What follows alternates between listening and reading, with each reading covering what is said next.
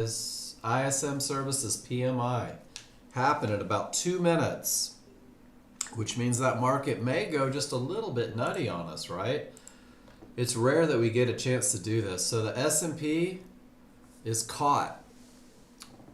Trend is up, no room, right? It says 10 on yours. Hold on. Let me make sure that mine didn't change. Usually it's Eastern. Wednesday, March 5th, 9 a.m. Oh, you know what? I think my clock may be Central, guys. Something's not right here. Yep, I'm Central. That's not right. I wonder how that happened. Bum, bum, bum. That's a dangerous mistake, isn't it? Here we go. Now we've got it. I'm glad I wasn't trading at 8:15. Clock is set. Yeah, it's weird. Everything else is Eastern. For some reason, that turned out because it's 9 a.m. Eastern on my computer. Weird. That's okay. I'm back into Eastern, guys. So don't panic. We're good. Wednesday, March 5th. Good morning, Jeffrey. Good morning, everybody that said good morning. Good to see you. Every morning, checking news, seeing what's going on, making sure there's not going to be some sort of craziness, some sort of emotional reaction. If you were watching at 8:15, I think Rob said it in here, man, there was some news, and that market spiked and jumped and just went. They reacted. And that's the only reason we check news, is because there could be a reaction. So at 10 a.m., we've got that high impact. If you are going to be a part of the Nexgen trading firm, there is no trading during high impact news once you're in the funded account. And I think that's pretty consistent across the board. There's always crazy up there. Yeah, there's a lot of Dunkin' Donuts up there too, Jeffrey. Everything that I remember from a trip to Boston is that I couldn't believe how many Dunkin' Donuts there were. It was crazy. I can't eat donuts anymore. I wish I could. So guys, every morning, let me give you the link, forexfactory.com/calendar. It just puts you in the know. That's it. It lets you know that there could be an emotional reaction from the people that control the market. And guys, it's not you. So Better Dad, great question. I don't put a number on it. And let me see if I can show you why. So at 8:15 we had news. So that 8:15, the news started right about there, maybe a little further back. And that market moved pretty good. Looks like to about right there. So this is where inside of 5 minutes the market went boom, boom, bang, bing, boom. That's a technical term that we use here in the room. I wait until it's tradable. I wait until I feel like it's moving slow enough, again, at a normal pace, where I can get my orders in, where I can get my stops moved, where I can get my targets in the right spot. And if it feels like the market is moving too fast for you to do that, then you just got to sit on your hands. So I don't give it a number. Sometimes it's 30 seconds. Sometimes news is a dud. Sometimes, depending on the news, it goes 4, 5, 6 minutes, and it just depends. So you'll get this good feeling, Better Dad. Well, yeah, the better you are at chart reading, the faster your reads will happen. The faster your reads happen, the slower the market seems to move. I hope that makes sense. Because that's what we're going to focus on. We're going to focus on chart reading. We're going to slow the market down. Because you're going to know exactly what you're looking for. You're going to know what the pattern is. You're going to know what the rules are. And it's almost like, if you're a football fan, when you watch some guy sprinting up the field and the quarterback throws it and the two collide beautifully, and the guy catches the ball and the quarterback leads them, it's the same idea. We're going to get to a point to where we call our shots, we know where they need to happen, and we'll just wait for the market to come to us. And you'll know if it's too fast. This is what let me know this morning that I wasn't going to be trading the NASDAQ because my rules were met. And by the time I set up my order, the market was gone. The market was 15 or 20 points off in the distance. And I had to say to myself, this is too fast to trade. I can't feel comfortable. So Black Prince, I'm not the guy you want. So let me do something real quick.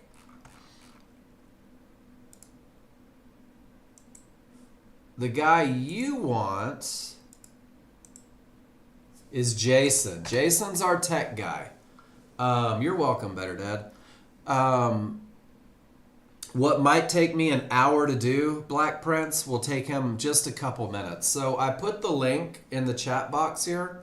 It says tech support. Click on it, start a ticket. Jason will get on your computer. He'll walk through everything. He'll clean up anything that needs cleaning, and he'll get you back in the fight. And that'll be so much faster than what I could do for you. Sorry, I hate it when the answer is no, but I'm giving you a much better option than me. If you have any challenges with that, if you have any challenges with getting through to Jason, reach out to your client advisor and they'll get you set up with Jason. Cool? I hate telling people I can't do it, but man, Jason can do it so much better. So much better. Jason is a rock star, without a doubt. A huge Jason fan. Guys, everything that I'm going to talk about this morning is locatable. Nice, Cav. Good job hitting those goals. Everything that I talk about's on the Nexgen page. Everything that I talk about comes from this core area of information. I mean, there's the trading guide, all the answers, guys. The software guide, if you're new to Ninja, this is a great way to get familiar with Ninja. But we're going to go to the trading guide. I'm going to go to the frequently asked questions. And I'm going to give you a little insight to what you can expect today. We're going to talk about a high probability trade for an entire hour. For an entire hour, we're going to talk about a trade that is defined when each indicator on every chart agrees with the rules for the trade, where your triggers are the strongest, where no termination conditions exist, where there's nothing between you and your target. And guys, the way I talk about this high probability trend trade in class each and every morning, I'm going to give you the 100% best of the best way to take this trade. And I do it in the best of the best sense because we're building this really cool foundation with this trade. We're learning some basic pattern recognition that's going to pay dividends long term. And this high probability trend trade, if you can follow the rules, is a trade that typically wins 70 to 80% of the time. This is a trade that allows that win percentage to create an enormous amount of confidence. But the most important thing about this high probability trend trade is that it's going to teach you to read your charts. You're going to be able to look at your indicators and make some good decisions. You're going to understand if you have the advantages you need to enter a trade. You're going to understand where the market is likely to continue, where it's likely to go, where it's likely to stop. And the goal for you guys, day one, is to focus on becoming a chart reader. And Better Dad, if I could lift you up in front of the masses, you're going to come in and it's going to seem a little confusing. And really it's going to feel like you're drinking from a fire hose. And there's a lot of information coming. If you keep it simple, if you keep it focused on recognizing the very basic core advantages, this goes away. And by day three, things start to come together. And Better Dad, you were a fantastic example of that. You came in on day one and you posted some pictures and we had some pretty common mistakes. We talked about how to fix them. And by day three, you showed me the absolute perfect trade. The one, where did it go? It's in there. You showed me the perfect trade, the perfect short. It can be done, and the path to getting there is let it be easy, guys.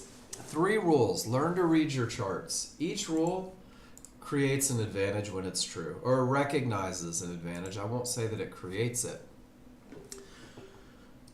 So there's three things that you need to learn to get into a high probability trend trade. Each rule gives the advantage. The rule's in white, the advantage is in yellow.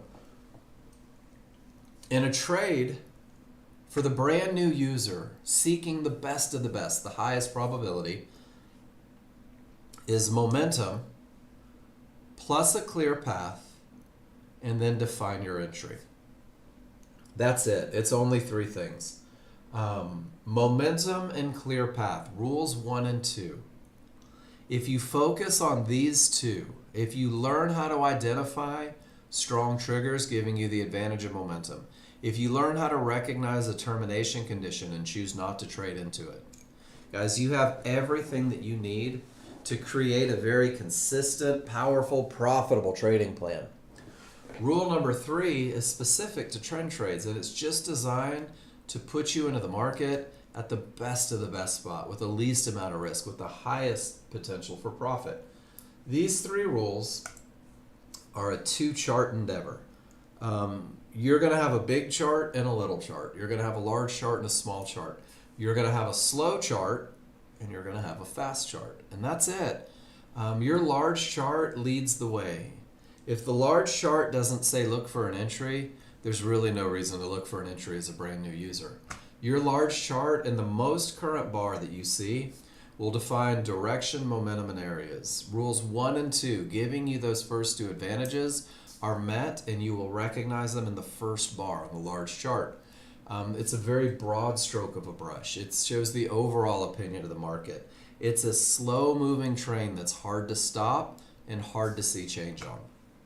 Your entry chart is a refinement chart. It takes that broad stroke of a brush and it turns it into about 15 to 30 bars from that one bar. And you're going to use that refinement process to pinpoint precisely where the trend is most likely to continue. And that becomes your entry. And when we use this refinement chart, rule number 3 is designed to give you the best of the best, to reduce risk and to maximize the profit potential on the high probability trend trade. We're using only 2 charts because it's simple, it's easy, it's easier to learn on only 2 charts. But also, these are a reflection of who you're trading with, or hopefully not, but who you're trading against. Large crowd wins. I love that it's there with exclamation points. The large chart is the big crowd, guys. These are the men and women with more money, more power, more influence. These are the move makers. These are the people that create trends, that establish that momentum. These are the people that react at those key areas that you're going to see.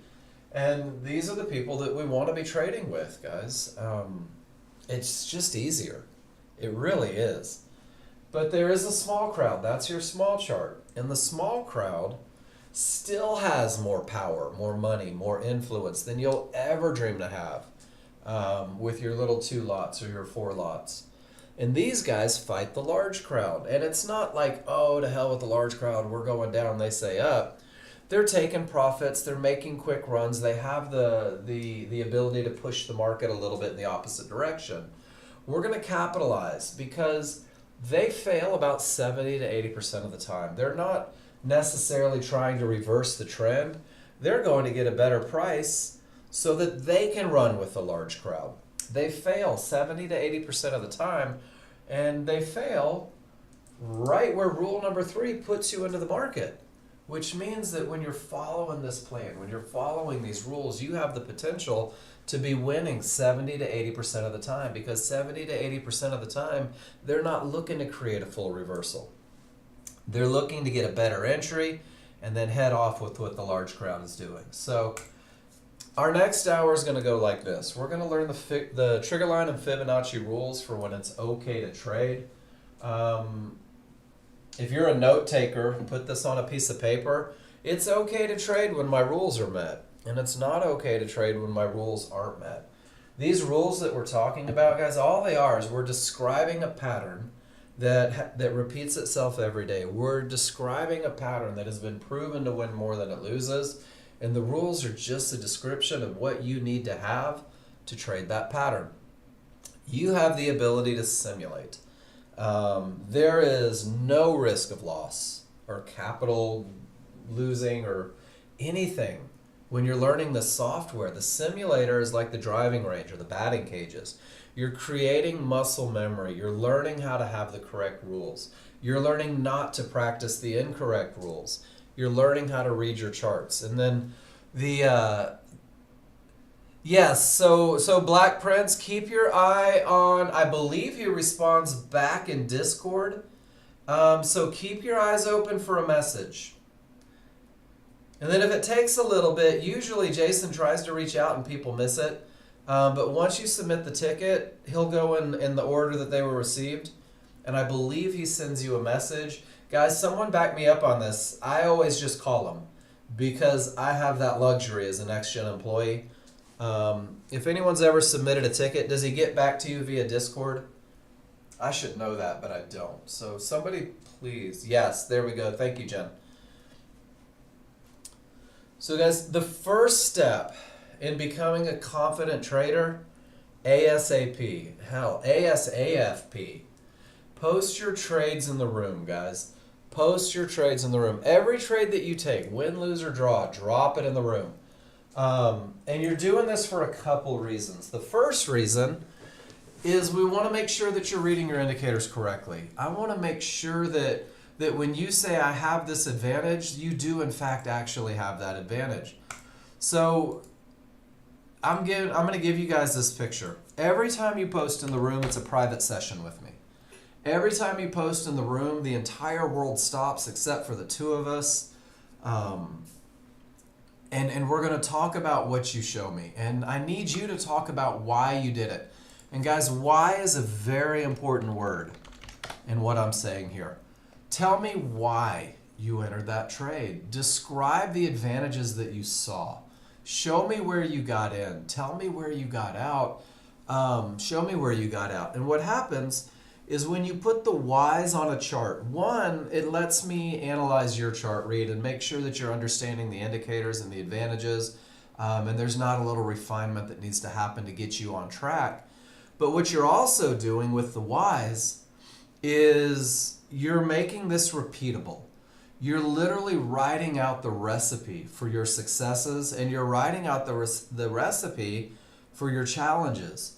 So when I look at this chart and I say, wow, I had strong triggers and this had the potential to break, and that lets me know I need to manage assertively, and I entered at an area inside of triggers because there was no divergence and my target was right there at these 1-to-1s. Guys, now I've got a recipe for success. Now I have something that tells me this is exactly what you saw, exactly why you did it, and look at the result. And if I see this result 70 to 80% of the time, I know that this is a pattern that I want to put in my plan. And it lets me know that you understand what you're looking at, because luck feels good. Short-term victories are great. We're looking for long-term successes. And the simplicity is one of the ways to get that. It says simplify 2 trades in your plan. I'm going to hand you a plan with 2 trades on it. I'm going to give you a plan with a high probability trend trade, a plan that's been proven to win more than it loses. And I'm also going to give you, in that same plan, what we call a medium probability trade. And let's go back here, and I want to talk about this. Your ability to recognize the high probability trend trade is going to open the door for the second trade, for the medium probability trade. And this is defined when most indicators line up for a trade. However, a small issue exists. Your chart reading is going to identify that issue. It may be the momentum isn't the best. It may be that the path isn't quite clear. It might be that your entry isn't perfect. But as soon as you know what you're up against, you know that you need to manage a little more assertively. This is going to be the vast majority of your trades. I'm going to tell you right now, most of your trades won't be picture perfect. And when you're executing medium probability trades, you're going to take these trades, you're going to manage them assertively. And if there's trouble in your way, you might take a portion off of the position at that trouble spot and reduce the risk to a 0 loss level, because you know it's not a home run. So your ability to recognize the first trade is going to open the door for the second trade. But you got to know these looks. You've got to recognize these patterns. And that's what we do every morning. It's pattern recognition, and it's recognition through repetition. And the second step to becoming a confident trader ASAP is the step that nobody wants to do because it feels like work. It's use the spreadsheet, guys. Use the spreadsheet that Nexgen gave you when you downloaded the software. It's in your Nexgen study picks. I update my spreadsheet almost every day. I just dropped it in the room for you. Steal it. And the spreadsheet has 4 tabs on it. The first tab is the basic rules, what it looks like to have your rules met. And it's not even all the way down to entries, guys. It is literally strong triggers and clear path. Those first 2 advantages, those core advantages. And you need to make sure that you understand them, because strength is a huge advantage. But weakness, that advantage goes away. You no longer have an edge. And a clear path is fantastic. There's nothing in the way to create a bounce, but a termination condition may reverse the market. So this first tab, and I'm going to give you something so that you can begin to fill it out as well, is going to get you focused on those 2 core advantages. There's the client trade section, and this is where you guys do great things and I steal it. For example, yesterday Better Dad posted the perfect high probability trend trade, every rule's met, awesomely annotated, and I said, wow, that's great. Everybody for the next 20 years can use this trade to get better at trading, and I stole it and I dropped it into the client trade section, and there's almost 400 pictures there of you guys doing great things with the software.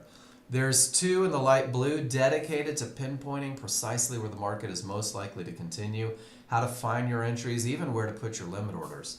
There is a little bit on the NASDAQ, and I'm going to tell you the NASDAQ is not for new users. It is fast. And if you don't know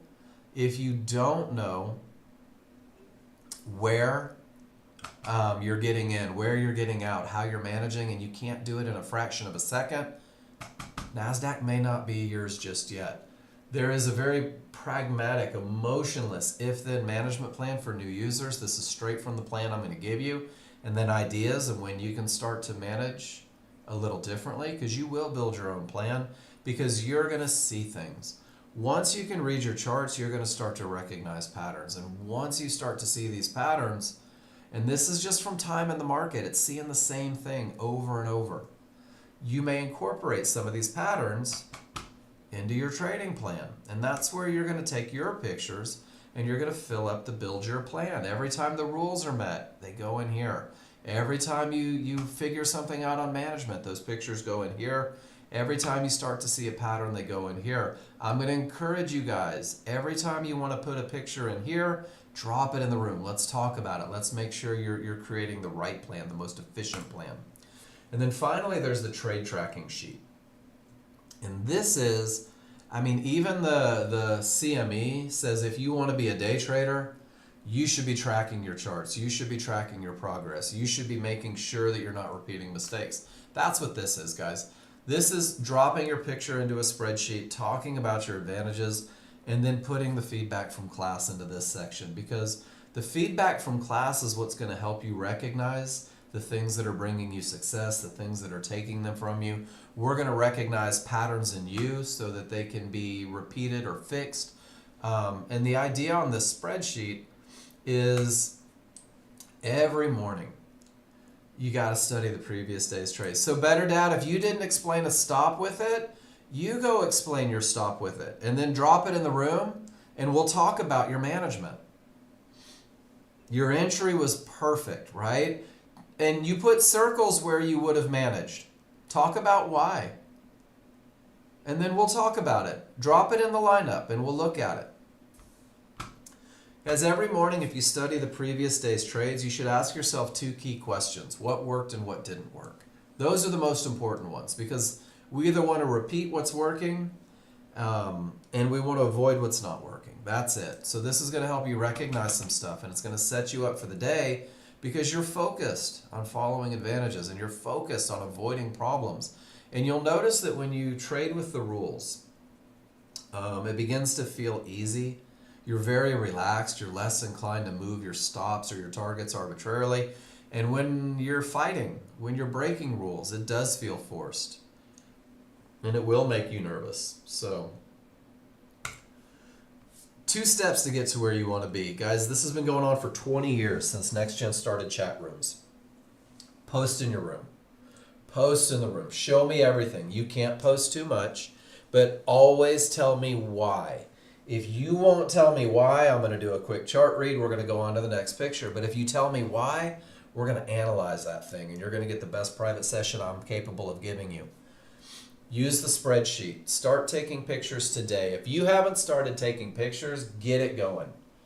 15 pictures a day is 300 pictures a month. Guys, all these are patterns, and pattern recognition comes through repetition. The more pictures you take, the more pictures you post, the quicker you're going to get to where you want to be. It's been proven for decades. Nexgen's been teaching people to day trade for almost 30 years. We've had chat rooms for 20, and the recipe hasn't changed. Post, ask, track. What are we looking at? Trigger lines. What's a trigger line? Well, it's a moving average. You don't even need to know that. There are two trigger lines, or two sets, two different. There are small triggers and large triggers, and they're the same on every chart. Small triggers are going to be two solid lines working together to create a fast trigger. Large trigger lines are two dashed lines working together to create a slow trigger. That's it. We're going to use these to recognize momentum, the first advantage. We're going to use them to define termination conditions, the second advantage. And we're going to use them to pinpoint entries, the third advantage. Trigger lines are going to come into everything that you do, and the only thing you need to know is that these are small and these are large. You're also going to have areas on your charts. And the areas on your charts, most of them are just horizontal lines. There's divergence highs and divergence lows. Anytime there's a loss of momentum in the market, divergence prints. So anytime you hear the word divergence, anytime you see that magenta line, that cyan line, I want you to think, wow, there was a loss of momentum here. The sellers stole momentum from the buyers, or the buyers stole momentum from the sellers, and that's it. Don't overcomplicate it. You're going to see Fibonacci resistance, which are the red lines that run horizontally. Fibonacci support, these are the blue lines that run horizontally. There's yellow one-to-ones. These are like fibs in the moment, guys. And if the market's trending up, they behave the exact same as resistance. And if the market is trending down, they behave the exact same as support. And then finally, there's a mid-band. And this mid-band is a moving average as well. EMA is what they call it. And if price is above it, it's green. It may act as support. If price is below it, it's magenta. It may act as resistance, guys. These are areas. You have areas on large charts and small charts. On the large charts, they're going to define trouble. On the small charts, they're going to define entry. All you need to know is the names. So let's get into the rules. Remember, interrupt me. If you have a question, interrupt me. If you need clarity, interrupt me. If you need help, interrupt me. Guys, I'm like a squirrel. My brain will go 100 different directions. So if you need something, tell me. Squeaky wheel gets the grease. They're going to let the large chart lead the way. The large chart must have strong trigger lines. Remember, large chart is going to give us our first two advantages. And if they're not there, we're not even going to look for the entry. So when I open up my charts and I look at that large chart, I'm going to notice the background color behind the first bar. If the background is green, the market's going up. If the background is red, the market's going down. And my job is to look for rules to be met in the direction of that trend, because the trend is your friend, and that's which way the large crowd wants to go. In order to have strong triggers in an uptrend, both small and large triggers must also be green. So 3 greens to create strong triggers, 3 reds in a downtrend. Strong triggers means that your small triggers have broken above and away from the large triggers, which are getting wide, angled in the direction of the trend. It's the space between small and large that identifies them as strong. Same in a downtrend. Smalls will be below the large will be wide, angled in the direction of the trend, and it's the space between small and large that identifies, that defines strong triggers. And when I have strong triggers, when you have strong triggers, the odds are favorable for the market to continue in the direction of the trend. Odds favorable momentum is our battle cry. Guys, odds favorable momentum pushes that market. It's hard to stop. Odds favorable momentum can break key areas. Odds favorable momentum can even cover mistakes that new users tend to make. It's rule number 1 for a reason. But momentum doesn't last all day, guys. Sometimes momentum starts to go away, and you're going to see it as the small triggers work their way back inside of the large triggers. This is what we call weak triggers, which happens to be the opposite of strong. When I have weak triggers, anything can happen up or down. Let that resonate for a second. I'm going to risk my hard-earned money. Am I going to do it on strong, odds favorable to continue, or am I going to do it with weak, anything can happen? I hope the answer is clear. I really do. And for you new users, this becomes a little bit of a safeguard. It's hard to stop momentum. When I have strong triggers up, or when I have strong triggers down, this is where we're using that refinement chart to pinpoint our entries. This is where we're buying or selling pullbacks to areas inside of triggers on that small chart. On your big, slow, large chart, it looks like that one bar that gives you all that great information sprouts a tail, or a wick, some people call it. Guys, that tail or wick, that's the fight from the small crowd. That's the retracement from the small crowd. Rule number 3, when it comes into play, is going to help you pinpoint precisely where that tail is most likely to stop forming and head back in the direction of the trend, to head back in the direction of the momentum. So you're going to use these tails, you're going to go back and study these. Because when you put the two charts together, if your rules are actually met, these tails will line up perfectly with that rule number 3 entry. So momentum. Let me open up a large chart. Let's take a look. This is the NASDAQ. Smalls below the large. Guys, this is momentum. And momentum cranks down until those smalls start to get back in, and then there's a big ugly retracement. Momentum once again. There's weakness. Anything can happen. And it's happening right at a key Fibonacci area. Do you guys see it? Strength, it pushes, areas break. There's your weakness. And sure enough, there's that retracement, that anything can happen. No reason to go short without momentum. And even more so, no reason to go short into an area. Look at that momentum. Pow. So rule number 2 comes into play once rule number 1 is on the board, guys. Once I have momentum, I have to make sure there's nothing to create a bounce. Why? Why don't I? Because look at it. Holy smokes. Isn't that amazing? Guys, rule number 2 is going to keep you from trading into areas that may stop the market. Rule number 2 says terminations false. No areas that may stop the market, that may reverse the market. This is going to give you room to your profit targets. We're going to call it a clear path. That's it. And man, once I have momentum and a clear path, hard to stop that market. Termination condition is a horizontal line on your large chart.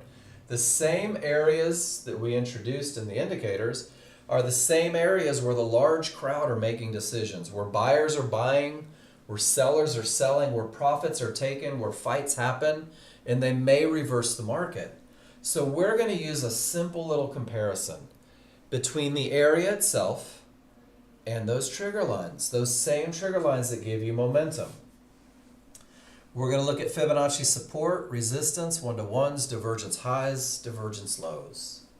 And guys, the idea is that the large crowd is going to make decisions at these areas. So the first step in identifying a termination condition is allowing price to reach the area. So if you look up at the top, price reaches resistance. Those dynamic Renko bars reach resistance. The only thing that you have to do is say, where are my triggers? It almost seems too easy. I had someone call me once and tell me that it wasn't complicated enough. How could it ever work? I thought that was kind of funny. Price reaches resistance. Where are my triggers? Guys, if your trigger lines, small and large, remain below resistance, it might stop the market. It could create an untradeable bounce. Hell, it could even reverse the market. If it reverses the market, we're going to call it a strong top. And it's not what happens after. It's the idea that you don't know what's going to happen when the triggers are below. You don't know if it's going to create a bounce. You don't know if there's going to be a fight. You don't know if it's going to break. You don't know if it's going to reverse the market and become a strong top. So if rule number 2 isn't met, If that's a termination condition, no trades into the area. Sellers were screaming to the downside. They reach Fibonacci support. You ask yourself, where are my triggers? They remain above support. Guys, it's a termination condition. It could bounce, it could break, they could fight, it could reverse and become a strong bottom. You'll never know. So rule number 2 says no trades into an area. Why?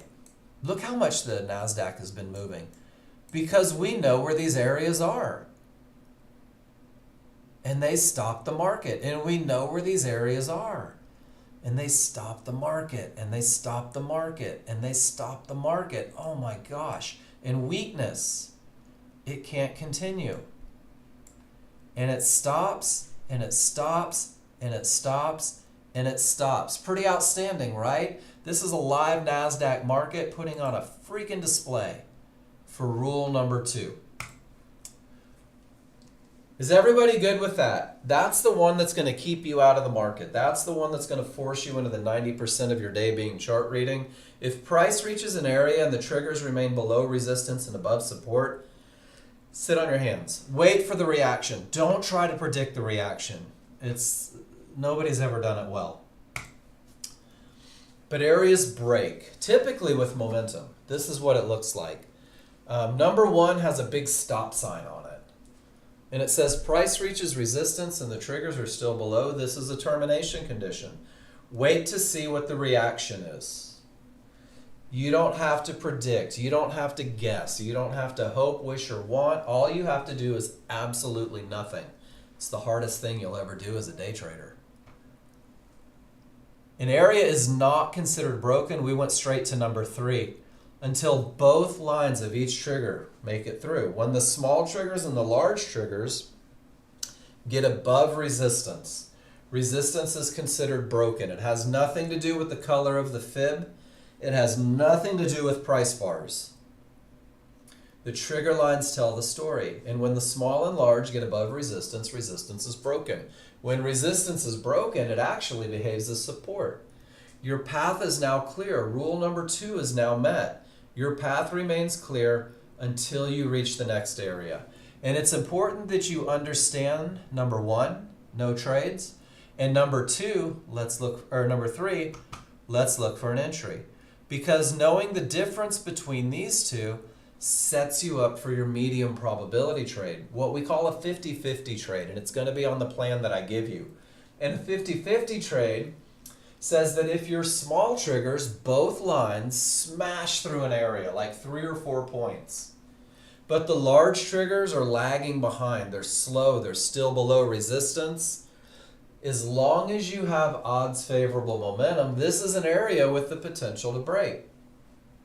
This is an area that creates opportunity. Trades can be taken, but they have to be managed assertively because the path isn't yet clear. So, new users, make sure you can identify trouble. Make sure you know when the trouble is gone, and it's going to open the door for that next trade. And these medium probability trades will become the majority of your trades. And it's your ability to read charts that's going to set you up and let you manage these assertively. So everybody good with me so far? These are large chart termination conditions, guys. And price reaches resistance, none of the triggers break, goes down. Reaches a divergence low, the triggers don't break, it goes up. Divergence high, triggers don't break, it goes down.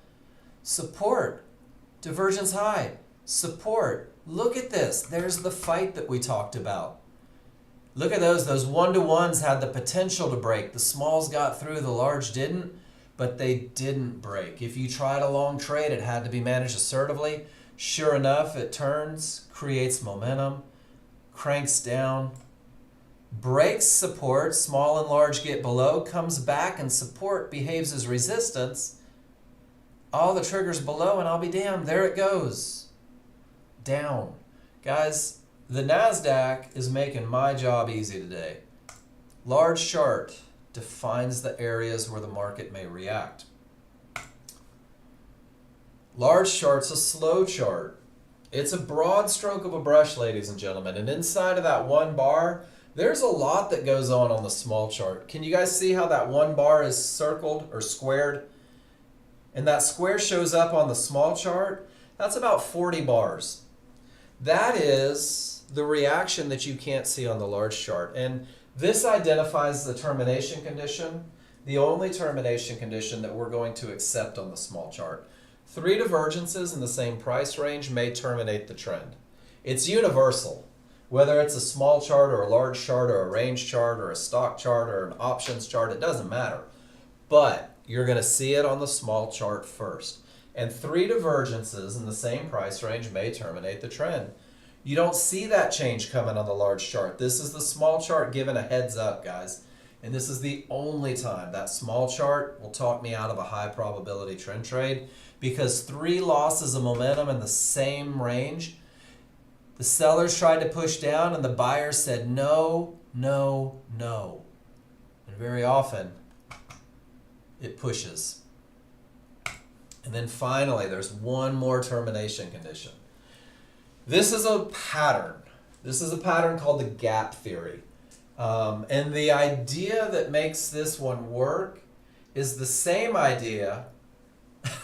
I knew that was coming, Wayne. It's coming. Guys, I do like to give credit where credit is due, because you guys make this class amazing. Wayne's the one that started saying every time he sees divergence, the opposite side said no. Sellers were in control, buyers said no, buyers said no, buyers said no. And it resonates because it reminds you that you're not in charge, but you can still have an idea what they're thinking. And I do thank you for that. Guys, the gap theory says that if price accelerates away from large triggers and hits a Fibonacci area, whether it is a fib, a mid-band, a yellow 1-to-1, price is more likely to close the gap to those triggers than it is to continue in the direction. So this is how we define a mid-band as a termination condition. If price accelerates away from those large triggers and gets to a mid-band, if those large triggers are a full bar away or more, price is more likely to close that gap. And what it does is it keeps you from looking for that short trade. It says, whoa, even with odds favorable, even though there doesn't appear to be anything in the way, don't take that short trade. It might pull up and close the gap. And it's pretty much a gospel truth that price returns to large triggers. So look at that. Price reaches the mid-band, sucks right back to the large triggers. Price reaches the mid-band, sucks back to the large triggers. Price hits Fibonacci, sucks back to the large triggers. Pretty cool, right? Everything we do is patterns. Price hits Fibonacci, price hits the mid-band, sucks right back to those large triggers. No long trades. The more you study the software, the more you realize that there are enormous advantages to just recognizing a couple patterns. If price hits this area and the large triggers are above that reversal bar marker, price is more likely to close the gap to the triggers than it is to continue down. Should we see if it happens? We'll watch it for a second. And remember that phrase, boom, there it goes. Pretty cool, right? It's like having a crystal ball. I love it. I get excited about this stuff, guys. Gap theory. Don't trade into mid-bands if the large triggers are a full bar away. All right, reality check. There will be times when your path is not clear because the areas are stacked a bit. This is 90% of your day. 90% of your day is doing nothing. 90% of your day is reading indicators. 90% of your day is waiting for advantages. And that's a little disheartening for new traders, because your mind is going to tell you that if you're not busy, you're not making money. And the reality is, guys, that if you're not trading into areas, if you're not trading without momentum, if you're not just arbitrarily jumping into the market and hoping, you're not giving away profits that you shouldn't be giving away. This is 90% of your day, guys. Dang it, darn it, heck, I can't get a clear path. It's okay to do nothing. Futures markets trade trillions every day. Trillions are exchanged in the futures market. About $220 billion hourly.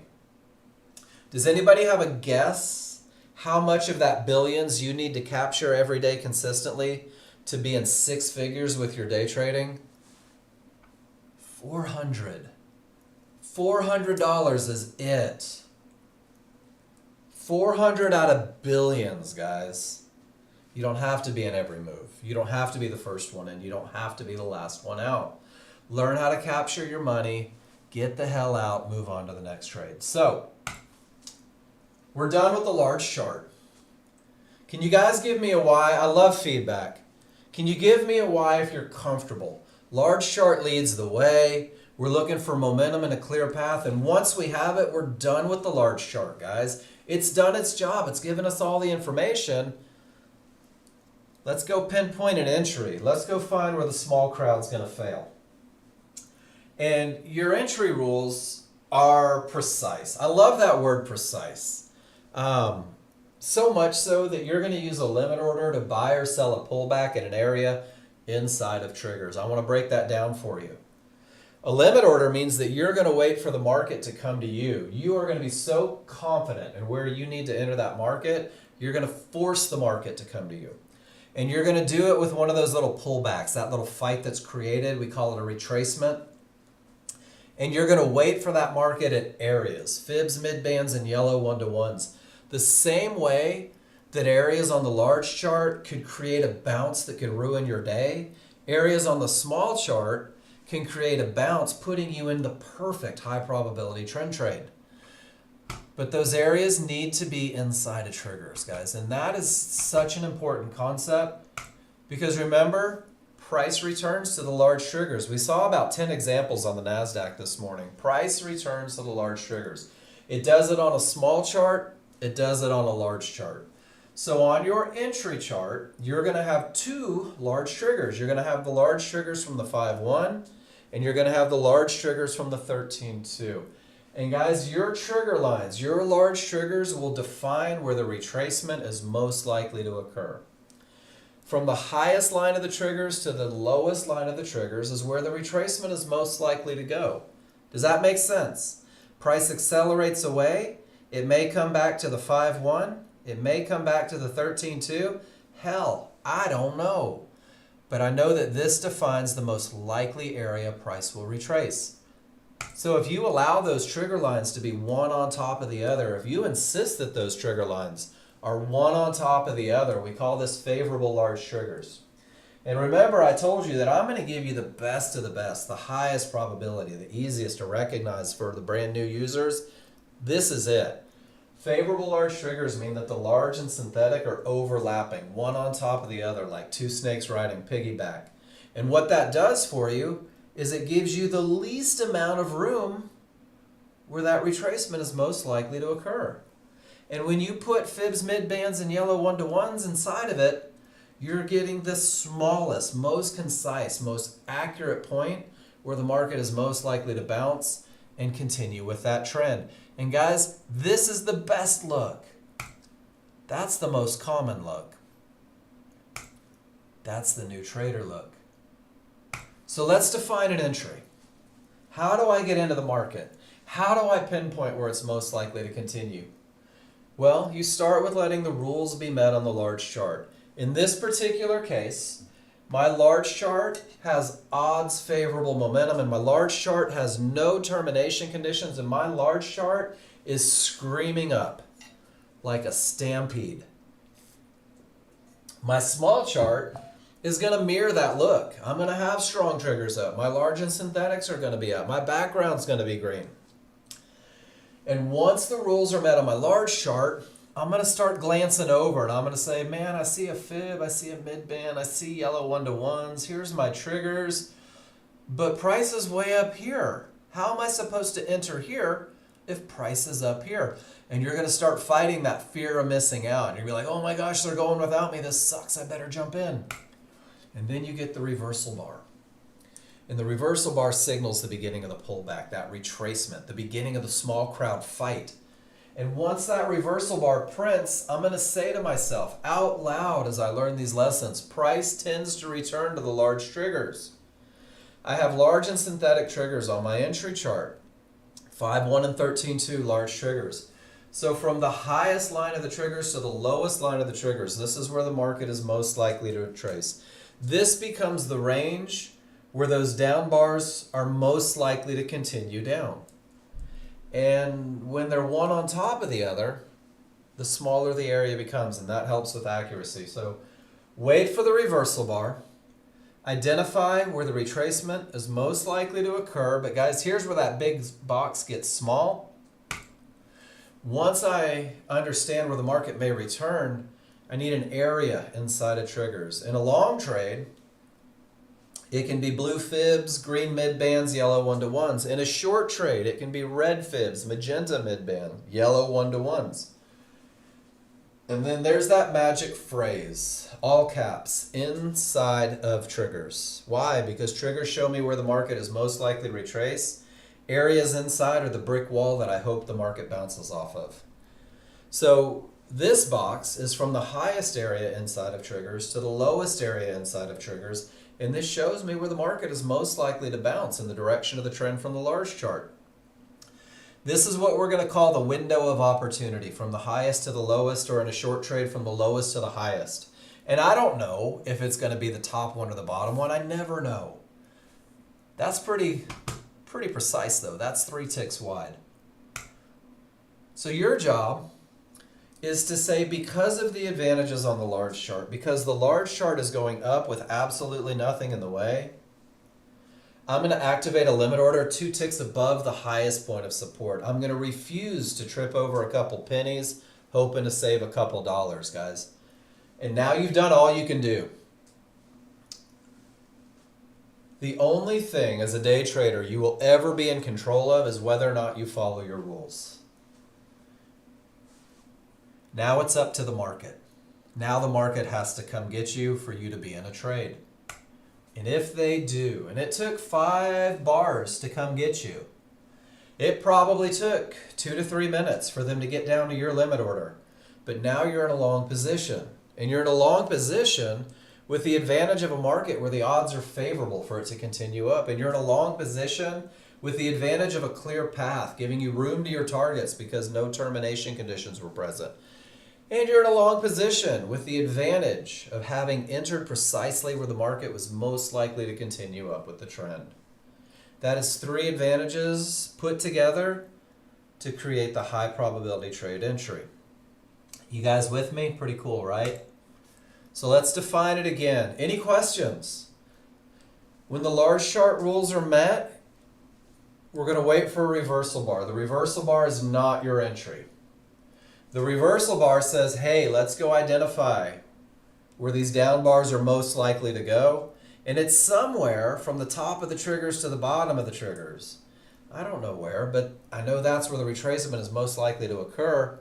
And then I'm going to say, let me create that window from the highest point of support to the lowest point of support inside all caps, inside of that retracement zone. And your job is to activate a limit order 2 ticks above that highest point and then wait. And what's cool is this is where the market is most likely to continue. So anything below the triggers in a long trade, anything beyond the retracement zone, anything beyond the areas most likely to create a bounce, this is no man's land. And if I get below there, I don't know if the market's going to stop. I don't know if it's going to bounce. So any line outside of that window, guys, that's not a part of the entry equation. We're actually going to define this as where the market should not go. In a short trade, God bless futures, we'll make it both directions. Everything says down on the large chart. The momentum is strong. The path is clear. We're going to wait for that reversal bar. We're going to wait for the small crowd to fight. And the first thing we do is define where their fight is most likely to go. From the lowest point of the triggers to the highest point of the triggers, that's where the market is most likely to retrace. But triggers aren't bouncy. They're not your entry. Entries come from areas, all caps again, inside of that retracement zone, inside of those triggers. You have one line inside of triggers. It happens to be a mid-band. Your job is to activate a limit order 2 ticks below that mid-band and say to yourself, come on, small crowd, come get me. I have every advantage I need, and this is where the market is most likely to continue. And hopefully they do. But look at this. They didn't here. I wish I hadn't covered that up so much. You got a reversal bar.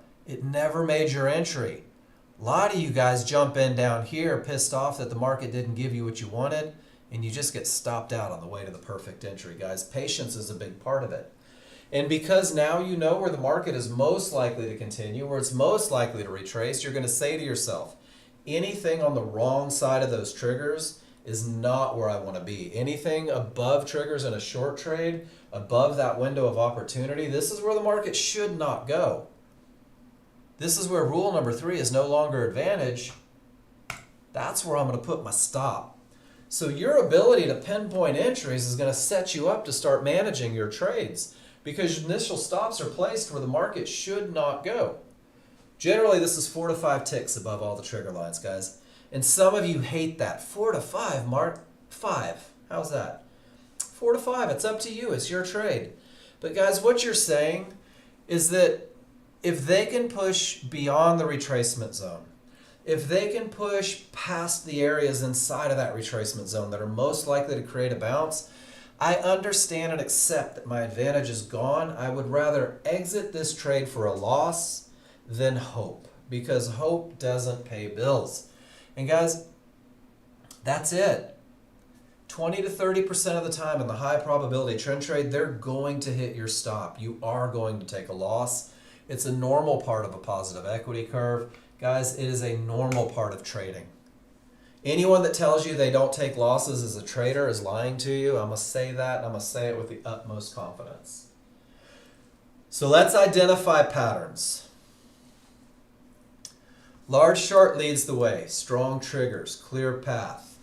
Does everything that I need it to do to tell me to go look for an entry. We're going to take a picture of this because we're going to talk about a couple different things, if you don't mind. When you're deciding to take that entry, the market's trading all the way up here. This is where you know that your rules are met, and it seems way too close to trouble. Your small chart is trading all the way up here. This is why we wait for the reversal bar. The reversal bar starts the pullback. Your entry is coming from here, which means that that tiny little run to divergence high turns into a huge run to divergence high. Does that make sense? This is one of the ways your high probability trend trade entry increases profit potential. Well, I know where the market shouldn't go, and my stop goes there initially. If I jump in because I was afraid it was going without me, my risk is huge, my profit potential is minimal. If it starts up without getting my entry and I panic and jump in, my risk is still big, my profit potential is still small. When I learn to enter where the market is most likely to continue, I have the least amount of risk and the highest room for profits. And guys, those tails or wicks, we're defining where they're most likely to happen based on the areas inside of favorable large triggers. So let's see. This is crude oil.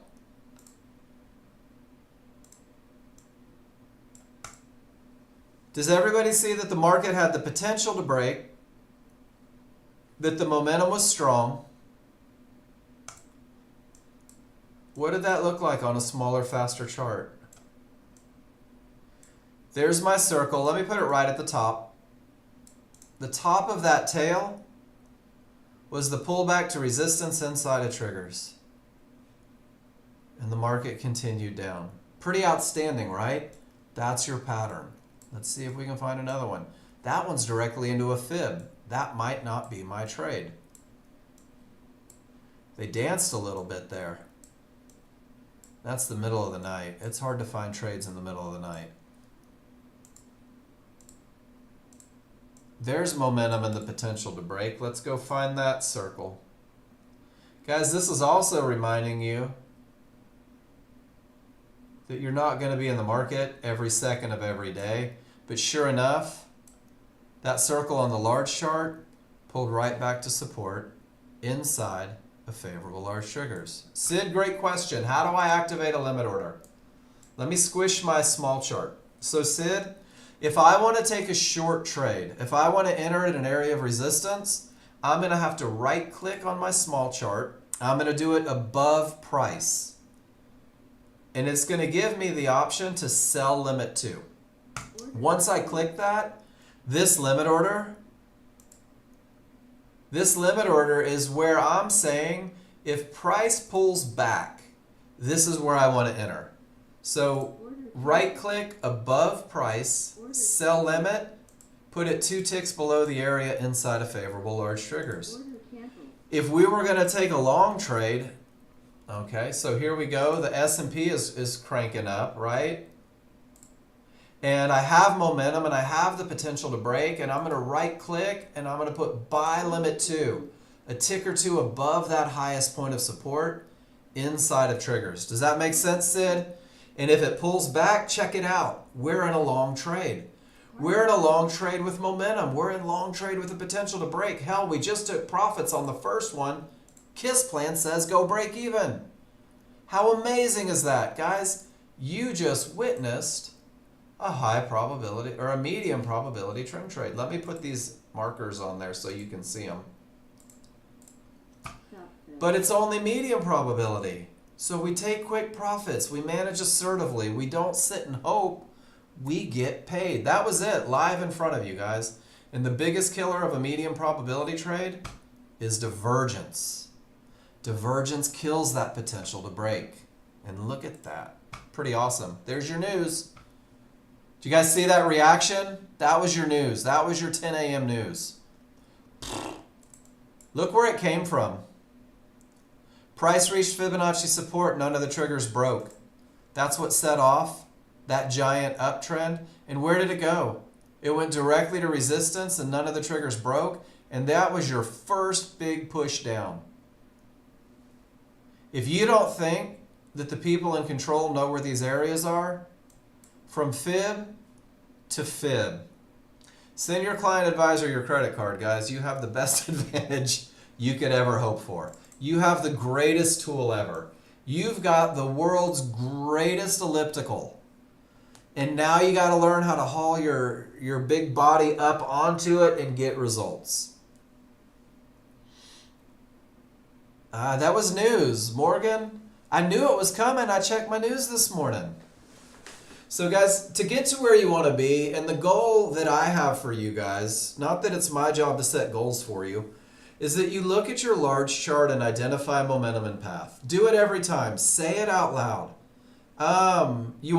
Morgan, you want to know the answer? I don't usually talk about the wise things happen, but I'm going to show you.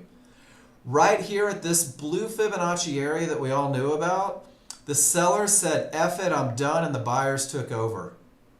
And the buyers didn't give up until they hit their key area, at which point they probably took profits, and the seller said, whoa, that's where I wanted to go down. And that's what pushed it down. That's it. You don't ever know if they're going to do it, but you know where it's most likely to happen, and you got rules to keep you from taking that last long because you're feeling left out. Pretty cool, right? Guys, you have the greatest tools in the world. Let's learn how to use them.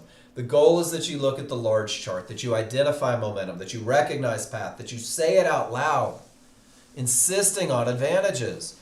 And this is the core. This is the basic. These are the two that are going to set you up for success long term.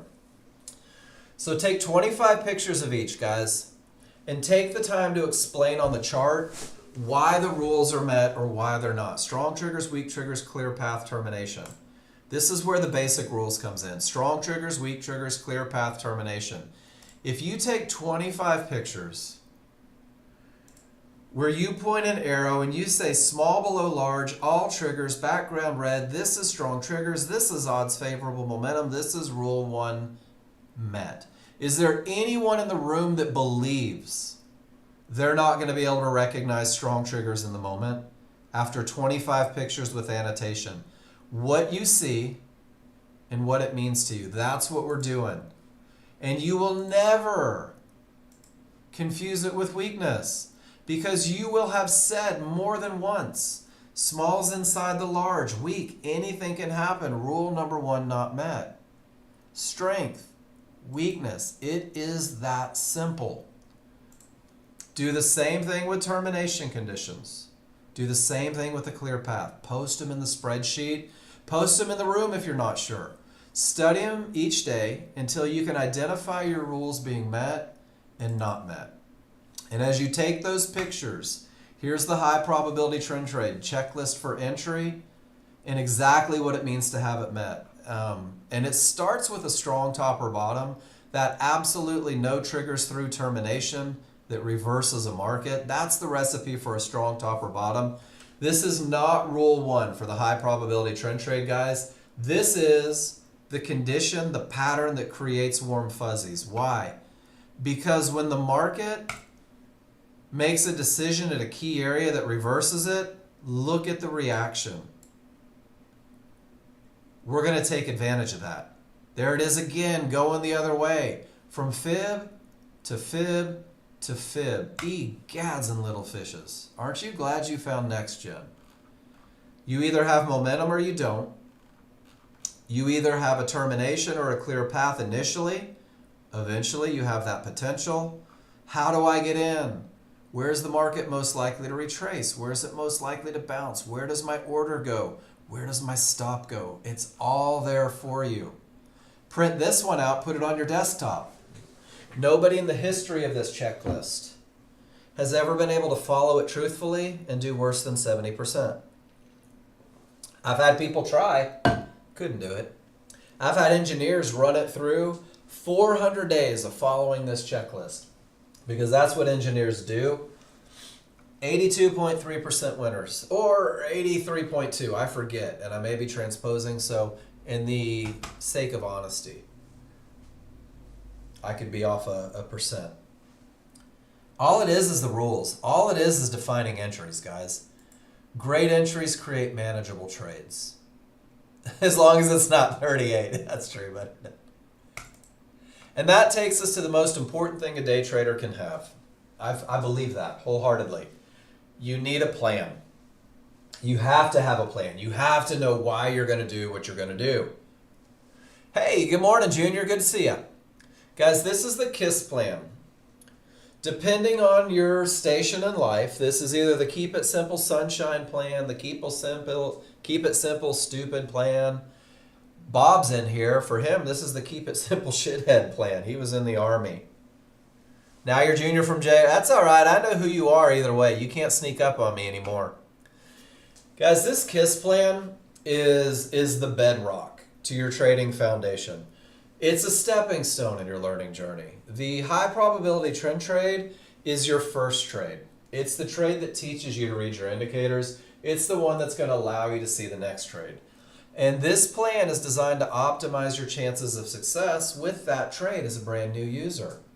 And then through simulation, study, class feedback, and continuous practice, you'll be empowered to craft a plan tailored to your personal goals based on your experience reading the indicators. That's AI generated to tell you when you can read your charts, you'll see things. When you can read your indicators and recognize advantages, you'll find different ways to get in. You'll find different ways to manage. You'll find more trades, bigger trades. But until you can do that, keep it easy, keep it focused. There's two things that you have to know in order to trade live, not on simulator. Because on simulator, I want you to make every mistake. I literally want you to make every mistake. I want you to post it in the room and let's learn how to correct and identify those mistakes. You have to know why you will enter a trade. And I mean, it's a Sunday school answer, right? Because my rules are met. Because rules are a description of a pattern that has been proven to win more than it loses. I say pattern about 1,000 times a day. It's just a pattern. Is anyone my age, early 50s? Do you remember in the 1980s when you could find a pattern on Galaga or Pac-Man or Defender and you could play that darn game all day long on a single quarter because it was like the pattern beat the system? Welcome to day trading, ladies and gentlemen. The market has a memory. The market repeats itself. These patterns give you ideas of what's most likely to happen. So once you study it, once you prove it, once you verify it, guys, wild horses can't keep you out of this trade because you know that it wins more than it loses. You don't have to know what's going to happen next. You know that if you do the same damn thing 10 times in a row, you're probably going to win 7 and lose 2 or 3, and you become okay with that.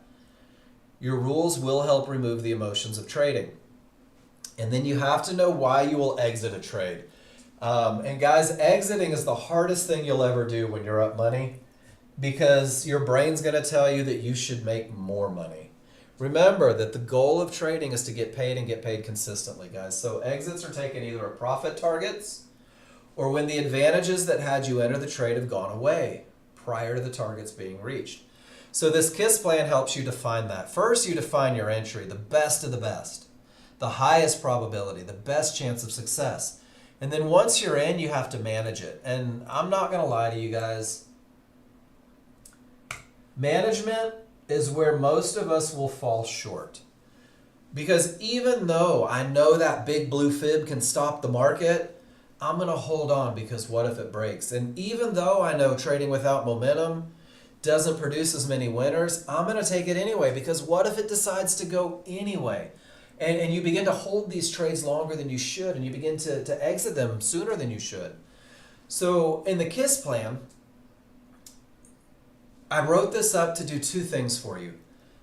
This is based on 2 contracts, and it's designed to help you understand stop placement first, learning to use that phrase where the market should not go. And then it's also designed to get you paid, because getting paid is hard, because it means that you have to exit the trade and maybe watch it continue in the direction that you were in. And that's difficult for a lot of people. But remember that the whole goal of trading is to get paid. So you're going to create your own management plan, guys, based on your ability to read the indicators. Until you can do that, I don't give trading advice, but I would encourage you to have something simple and mechanical like this KISS plan management, something that removes emotion, that is 100% if-then, and then commit to letting that plan run itself out every trade. You're not worried about results right now. You're focused on execution.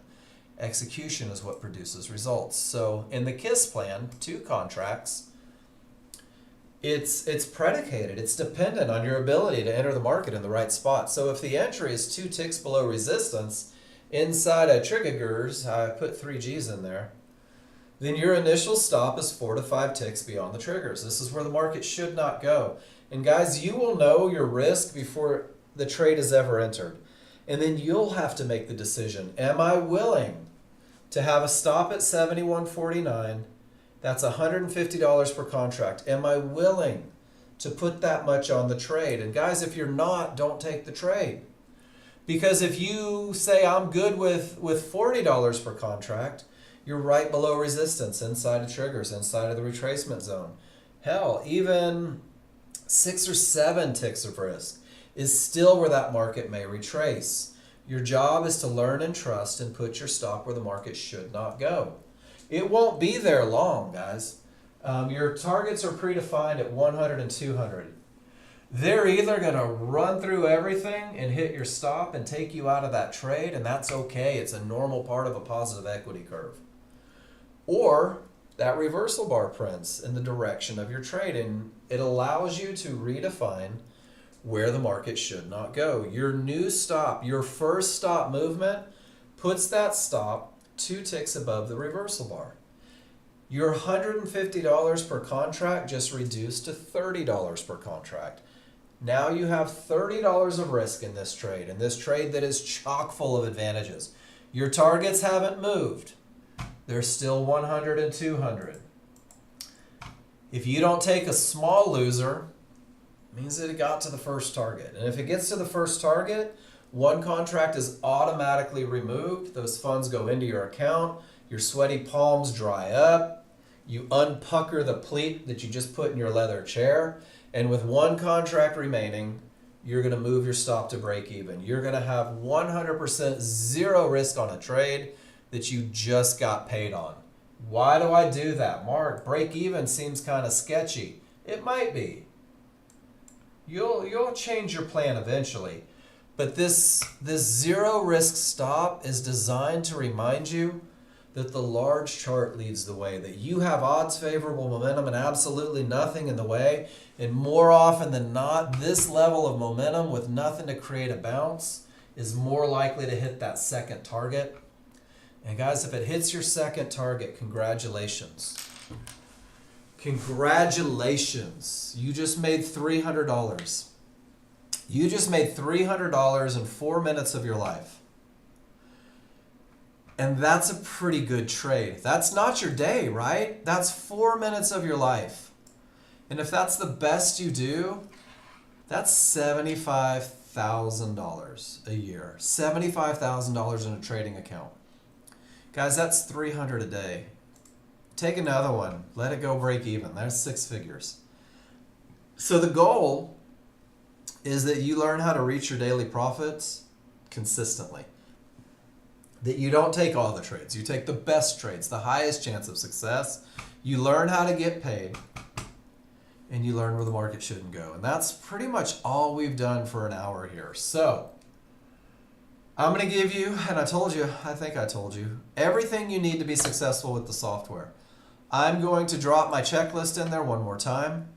And then I'm also going to give you the zip file. And the zip file says all you need. Some would say all you need is love. I'm going to say all you need is learn how to read your indicators. Inside of that zip file, guys, is the chart reading 101. That simple drill that'll take 3 or 4 hours of your life to really reinforce those first 2 rules. Inside of this is also the high probability trend trade checklist so that you have a cheat sheet as you take those pictures. It is the KISS plan. And the KISS plan sets you up initially for the highest probability trend trade ever. And then it takes you to that medium probability, that potential to break that 50-50. And I want you to see something. For the 50-50, this is designed to give you the best entry. It's not the only entry. It's designed to avoid the most common problems with the trade. So it's going to come from a strong top. You learn that in the high probability trend trade. It has to have momentum on both charts. You learn that on the high probability trend trade. It can't have divergence on the entry chart. You also learn that from the high probability trend trade. And then it reminds you once, twice more that divergence is a killer of that trade. And trust me, you'll get your ass kicked with divergence a few times before you believe it. There's also one in here that says the pictures you can take. And guys, I harp on you to take pictures and post in the room. And I still can't figure out why people don't, especially if you're not where you want to be. And then I think back to remembering that I didn't do it when I first started because it was terrifying to be wrong. Guys, if you're terrified to be wrong, change your name. But honestly, what are the chances I'm going to bump into Trina Smiley Face in the grocery store and from her red avatar that looks like a Nintendo game controller go, oh my gosh, you're the lady that posted that stupid trade in the room. Let me ridicule you right here by the cassava melons, right? Better Dad, Morgan, all you guys. Nobody knows you. Post in the room. Get help. This is your new job. So you can take pictures pre-trade. I love these pictures. I will activate a limit order and then I'll take a picture because I'm going to go back and study it and make sure that I didn't miss something in the heat of the moment.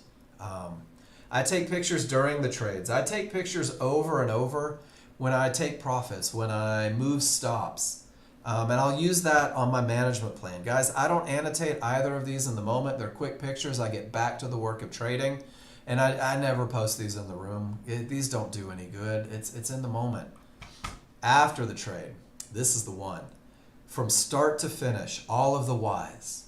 Because this is the one that goes into my spreadsheet. This is the one that I study every morning. This is the one that I want feedback on. And then I also take the no trade picture. Well, my rules weren't met. I didn't take it. I didn't have momentum. I didn't take it. There was a termination. I didn't take it. Guys, 3 and 4, these are the ones that go in the room. Because very often your no trades as a brand new user were beautiful trades. You just had a misunderstanding. Let's clear it up. And sometimes your no trades, it's just better to take a picture of not trading than it is to take the wrong trade and lose money. So that's in that file as well, reminding you that pictures are the key to salvation with day trading. And then everything that I just talked about over the course of an hour consolidated into 2 pages. Rules, where to find them, the indicators that you're looking at, momentum, terminations, entry, how to study. Everything you need in 2 pages, guys. I'm telling you, I'm a big fan of simplicity. You now have, without question, everything you need to be successful with the software. The only thing that you don't have, is the experience for it to seem easy. You don't have the repetition to recognize these patterns quickly. That's where the work comes in, guys. That's where posting in the room, using that spreadsheet comes in. You are my horses. We are standing in front of the freshest, coolest spring you've ever been to. It's up to you to drink. So when I come back, every chart that's been posted gets a review. Every chart that's been posted goes back to momentum, path, and entry. It's imperative that you tell me why you did what you did. Otherwise, it's difficult for me to give you feedback. I'm going to give you one more thing, and then I'm going to disappear for a second.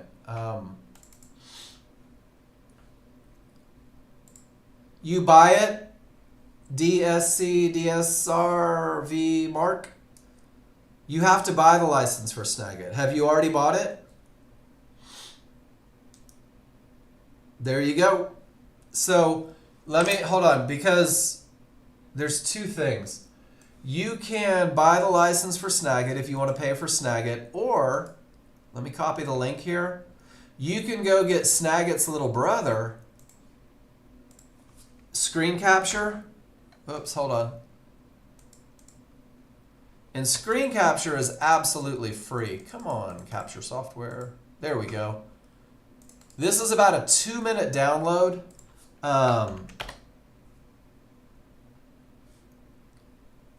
So TechSmith has Capture, which is absolutely free. It's amazing. And then it has Snagit, and that's what I typically use. I typically use Snagit, and all it is Capture software with more bells and whistles. There's more options for writing. I can take pictures from one and paste them onto others. And then what Capture does for you, and you'll see, it's the exact same look. It's the exact same big red button. Bells and whistles, super basic. It's my opinion, and it's just an opinion, that if you're going to do this, and you're going to do this right, Snagit's worth the $65. That's just me. I think Snagit's worth the $65. So guys, the key to everything is having a foundation, understanding the basics, and then getting better. And that's what we do in the first hour. And if you looked at every class that I've taught for the last 3 years, you'd realize that the first hour is the exact same, because I'm a firm believer that repetition does create the recognition needed to be successful. And for you new users, I blanket you with very conservative rules. I know they're very conservative rules. Those recognitions of advantages. I hand you a solid plan that optimizes your chances of success as you learn to read your indicators. So for you new users, it feels like I'm holding you back. It feels like I'm telling you that every termination and no momentum and no areas inside it triggers, it's a death sentence for your account if you have any of those. But it's not. Those blanket rules increase your likelihood of success, and that success creates confidence, and that confidence takes you to the next level. They're not always bad, but you need the experience to know when they are. And the more time you spend with the software, the more you start to see stuff. So learn the process that yields results. And that's a phrase that comes from Mark Douglas, the late Mark Douglas, rest in peace. He was the guru in trading psychology, one of the biggest names in trading psychology. And he reminded the people that went to his seminars, that read his books, that watched his videos, that you're never in control of the market. All you're in control of is whether or not your rules are met.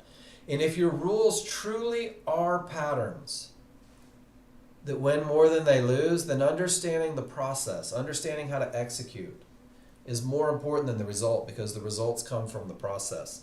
And that's where the KISS plan comes in. If you brand new users, keep it that basic. If you follow those simple rules, if you're okay not looking for all the trades in the beginning, but rather just the best trades, you can find an extraordinary level of success. I've had people get funded with that KISS plan in their first 30 days with Nexgen.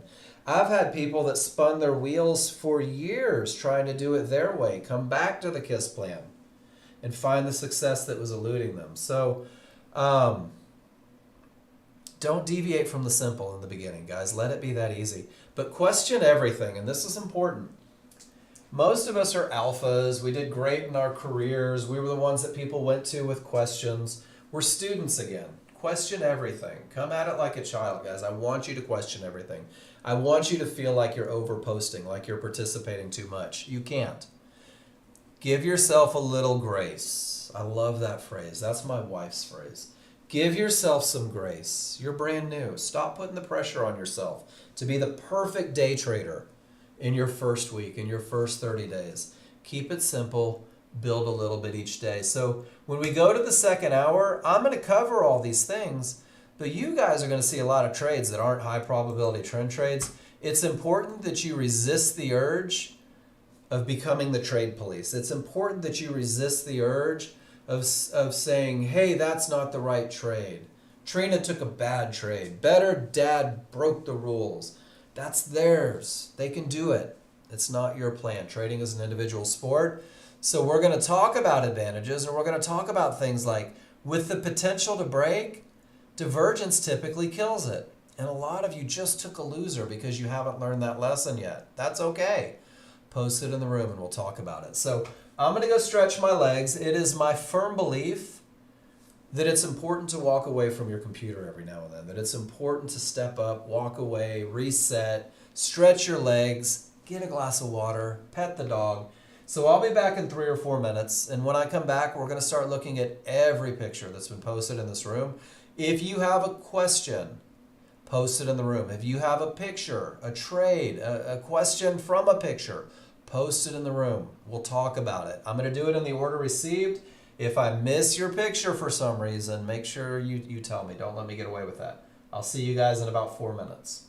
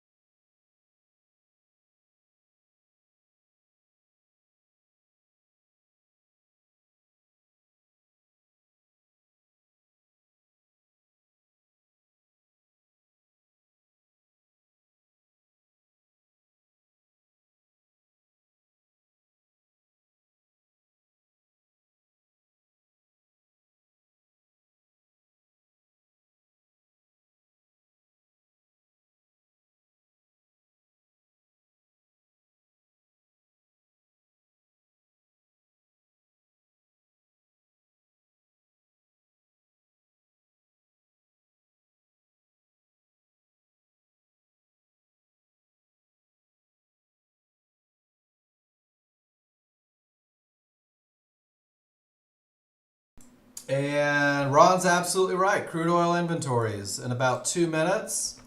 And very often, that's what it takes to get the market moving. Look at that, though. Weak triggers, 3 divergences. There's your rocket up. Everything is patterns. All right, I'm going to scroll up to the very top, and we're going to start looking at y'all's pictures. Remember, it doesn't have to be a high probability trend trade to post in the room. I just need you to tell me why you did what you did. Wayne got us going. This was from last night, but I like to go to it anyway because you guys need feedback, right? And this was kind of wild. So odds favorable, clear path, strong top, large chart is 100% perfect. Wayne goes to get his entry, and the market moved so fast that it dropped him even lower. And actually, Wayne, you got your entry at 24.1. It just didn't register till there. So you did get the entry that you wanted. It just didn't show it till over here. And then you were out for 100 at 23.1. And then you went break even. You let it play out because of the large chart look. And they came and got you break even. And you said this entered with the slip. And it actually didn't. It just registered with the slip, which is kind of cool. Hit price came above even in the same second. So, boom, boom. That was fast. That's fast. And guys, that happens sometimes. But Wayne, it's still a great trade. Even when the market's moving zippy, those patterns seem to work. And I really like this one because this one was, actually, no, this isn't the one I was thinking about, but we're going to look at it real quick. So, chili dog fail. Guys, there is a trade that you're going to see in this room. Cav. There's a trade that you're going to see in this room, ladies and gentlemen, and it's called the chili dog. It is not a Nexgen trade. Nexgen didn't create it. We didn't write the rules for it. But Mr. Ron C. did.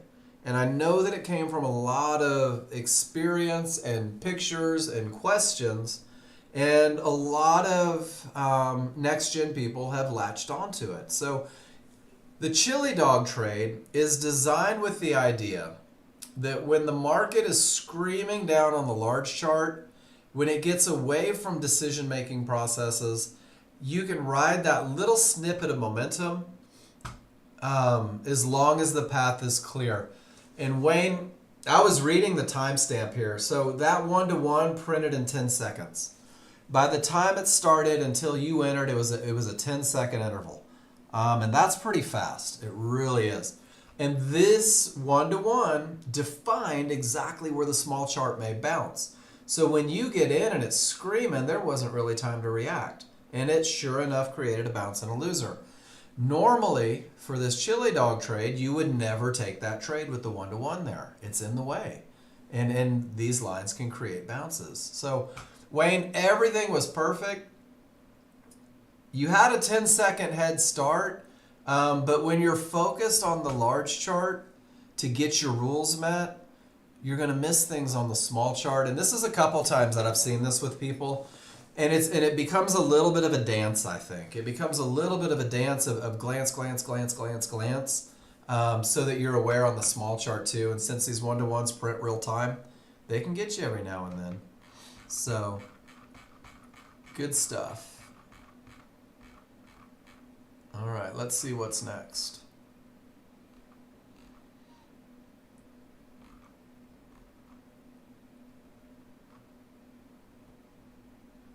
Wayne, Pete says strong top, termination, triggers roll, everything down, odds favorable. Didn't take the trend trade because maybe it was on the wrong side. You decide to catch it on the way down, kind of continuation style. You ride that momentum to the key area. This is what I love. And guys, this is such a good lesson. Large triggers, strong, didn't reach the area. Pete trades to the area that could create a problem, and instead of hoping and holding, he says, well, if I get to the other side of the area with all that momentum, I'll just get back in. So he avoids the mess at the lines, gets back in on the way down, takes it to the fib. That's brilliant, Pete. Great trade. Great trade. I like it. All right, let me see where we're at. Did we get that one, Wayne? Nope, we didn't. Okay, that's the one that I needed to get. This one is really about chart reading and patience. I was excited to turn this one into a lesson. So what Wayne did, and Wayne, I'm gonna good and bad this one. I'm gonna point out everything. So the large chart at the time of the entry doesn't have momentum. The small triggers are on the wrong side of the large. The large chart at the time of entry doesn't have a clear path. The large aren't through and the small are still below. Does that make sense, everybody? This is where he enters. And he says they're building momentum. He knows what he's in for, right? But let me go through the other side of his chart read. This is one of those weak tops. Means that the market turned, but it didn't turn from a place where key decisions are typically made. And when you have a weak top, very often the market loves to continue back up. Wayne knows that. That's a chart read. But Wayne says, I'm not just going to jump in and hope that stuff goes up. I'm going to force my small chart, both of them, to tell me change is happening, change that I can't see. So Wayne has this HVA line, and that's just, it's a line in the sand where the buyer's really unloaded. And very often when these are tested, they can become like an area of support. And Wayne notices that 3 times the sellers tried to push through, and 3 times the buyers said, no, we want to go up. But Wayne still doesn't go up because his charts aren't right. And Wayne says, you know what? Look at this though. They said no, and then they gave me odds favorable momentum. And they said no, and all of my indicators turned. And Wayne takes the perfect pullback right at a fib at favorable large triggers. And while the large chart rules aren't met, Wayne says the pattern says we're more likely to go up. I don't want to do it all willy-nilly. I'm going to force my smaller, faster showing me change charts to agree with the long trade, and I'll nail my entry. And Wayne, I love everything about this trade because it starts on the large chart, it's pattern recognition, and then the patience that you put into play to wait for this entry is absolutely outstanding. So gold star for you today.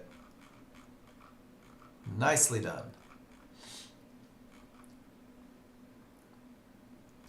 All right. And then Miss Trina, first trade. I love the annotations. Love the annotations. Weak bottom. Do squats. Weak bottom. The triggers got through. So it's not a strong bottom. Trina learned the lesson. She kept it simple. And then she gets odds favorable momentum, and that's amazing. And she had a clear path. All the triggers were above that fib. And Trina says, okay, reversal bar, and I'm not sure why you hesitated to the third, probably figuring things out as a brand new user. And Trina, I just want to make sure, did you say to yourself, price can retrace to the trigger lines? I hope so. Cool. They're not favorable large triggers because they're not overlapping, but it's still, you define the retracement zone.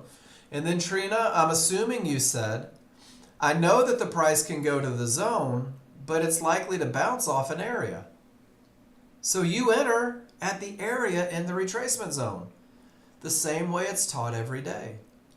Having your stop in the right spot where the market shouldn't go keeps you into this trade. And then it goes up and it turns into another trend trade, and I don't know what happened there. Would have loved to have seen an exit at a key Fibonacci area, but you accidentally closed out your stop, which removed your targets, which freaked you out, and you hit pause. So Trina, let me show you a little trick. Are you ready? If you don't have stops and targets, and let's just say hypothetically, I'm long, and I don't have stops and targets. Oh no! And guys, you don't ever want to trade without stops and targets.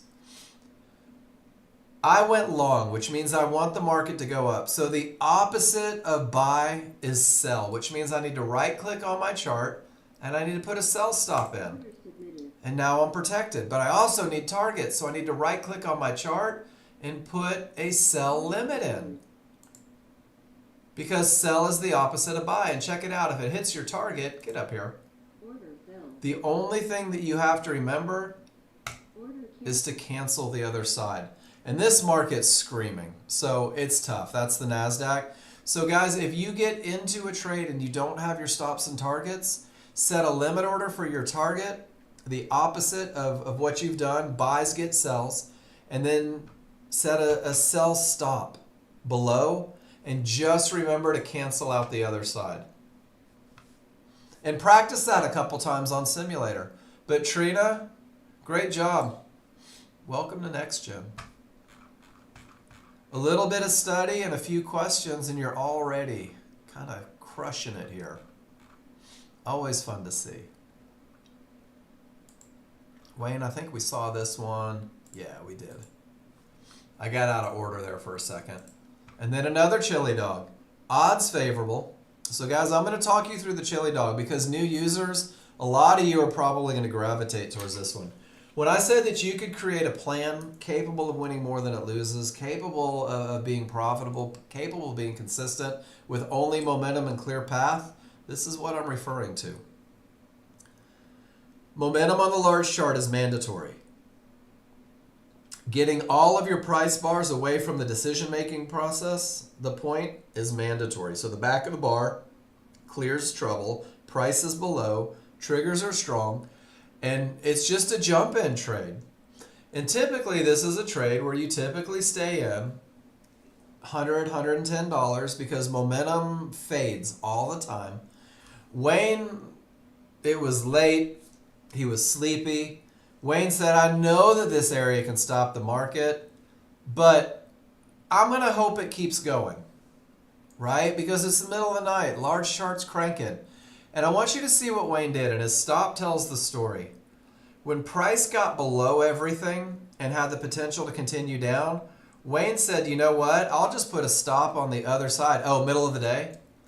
I'll put a stop because it says target on the other side of the fib. And if they get back above the fib, I don't want to be in the trade anymore. And if they go down, hell, maybe I'll make an extra $1,000. Is that about right, Wayne? Otherwise, you take the same exit right here and you don't have to sit through that. Just printed off time due to speed. Oh, okay, so because of the speed you did get out here, it just printed off. Okay, I love it. So target at the fib. I was trying to give you the benefit of the doubt there. I love it. Nice job, dude. Another great chili dog. And then this one. This is one where I got to tell you guys. Counter trend with everything going down. It's going to whip your ass more often than it doesn't. Pardon my French. The trend is down. Momentum is down. The path is clear. Odds favorable to the downside. Odds favorable. No divergence. And Wayne says, F it, I'm going long. And it works. And Wayne's done a lot of study on this pattern. And while he calls it the heartburn trade, because I can't get on board with it, it doesn't make any sense to me to fight everything that the large crowd wants. Wayne's found a pattern that says, I'm going to jump in and hope for the best at this white line. And there's more to it. But if you're a brand new user, that's exactly what it looks like. And if you're a brand new user, I want it to feel like that. I want you to feel like that's a horrible decision until you get the repetition and the study time to feel comfortable risking a little money on this one. And that's what Wayne did. And Wayne creates spreadsheets and analytics and pictures and annotations. And Wayne posts in this room and gets feedback on anything he's uncertain about. And he's taken his ability to read indicators to find a way to make money. And then Ron does the same thing. Large triggers are up, small triggers are down. No momentum against this trade. Ron says divergence at the low of the day, so he's paying attention to that. He gets in after the divergence is true, that loss of momentum, and his target is right where a reversal bar would print. It's counter trend trade. It's aggressive. It's a pirate trade, just like Wayne's. But they've both done the study to feel comfortable taking the trade. Pretty cool.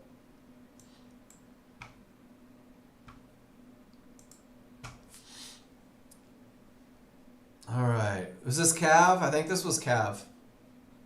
Price pivots. Termination reverses the market. I like that better. Strong bottom. Triggers roll up. Odds favorable momentum. You take a pullback right at the mid-band. The large triggers are still down. But the small chart's showing change. You take that little snapback right to the small triggers, right to the large triggers in the mid-band. You get in, and you get out of trouble, and you don't hope. And guys, this is beautiful. And you want to see something cool about longevity? This is a trade that Nexgen started teaching in 2004, 21 years ago. Nexgen started telling people that when key areas hold and the small triggers roll on that large chart, buy a pullback to those small triggers. And that's exactly what Cav did. And it produced results. Great trade, Cav. Nice job. Once you can read your charts, you're going to find a way, guys. You most certainly will. All right, let's see who's next. Wayne, Cav, Pete. And remember, if you have questions about anybody's charts, please feel free to ask. This was a large chart mid-band play. Almost got there. Triggers rolled, down and separated. Odds favorable momentum. Clear path once it got through the fib. So Pete says, check it out. It held. It broke. Momentum's amazing. I don't really want to trade into the area, so I'm going to let everything get to the other side of the area. JTFI. Jump the fudge in, because he has momentum and path. And with that momentum and path, he goes down on a momentum-based trade. He's just holding because of the large chart. Divergence from a 1-to-1 is enough to take him out of that one. Pete, great trade. Momentum and path, guys. I don't think I'm saying that as much as I need to. Momentum and path. Momentum and path. What's going to get me there? Momentum and path. What creates the highest chance of success? Momentum and path. All right, Roy, I got to tell you, man, you look good for 1884.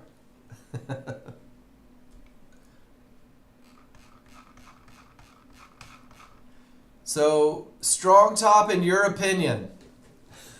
I love your opinion. The market doesn't give a crap about it, but I love it. So Roy says, check it out, Mark. We missed the mid-band by a tick or two. The triggers didn't follow. That's a termination condition. That termination condition reversed the market. That's a strong top. I love that. I got momentum. I had the potential to break. I took a pullback. I'm assuming you got in at 66.98-ish or 88-ish, just below resistance inside of triggers. No divergence and strong triggers on a potential to break. And then you just held that mofo all the way down. So my question, Roy, why did you get out as it came back to the fib instead of just getting out at the fib? This is one of the things that you're going to see a lot with newer users, and I don't know how new you are, Roy, and you may not even be in the room anymore.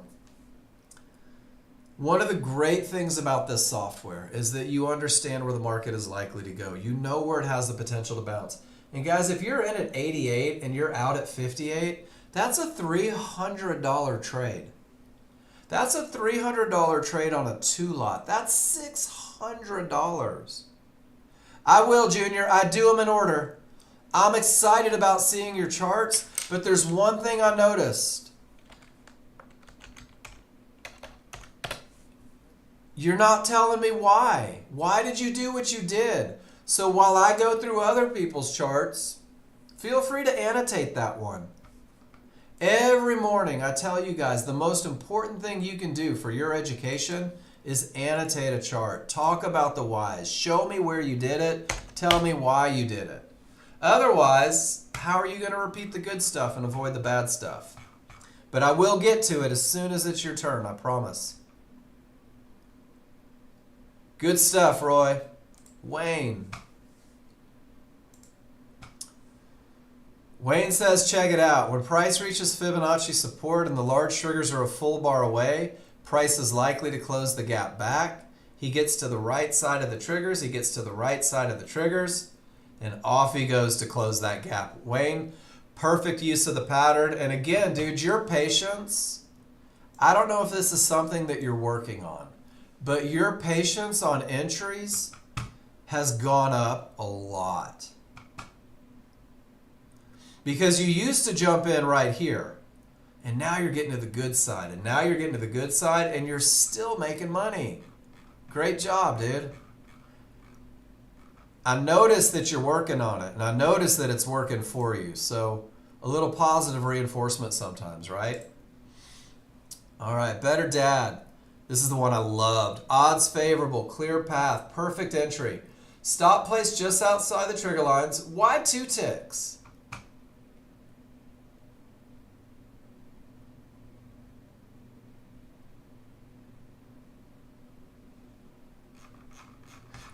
So better, Dad?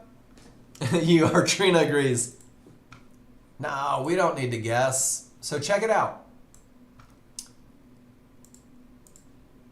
Triggers define where the retracement is most likely to occur, right? So the initial KISS plan, better, Dad, says go 4 to 5 ticks beyond those triggers. Why? Because we're good, but these are averages.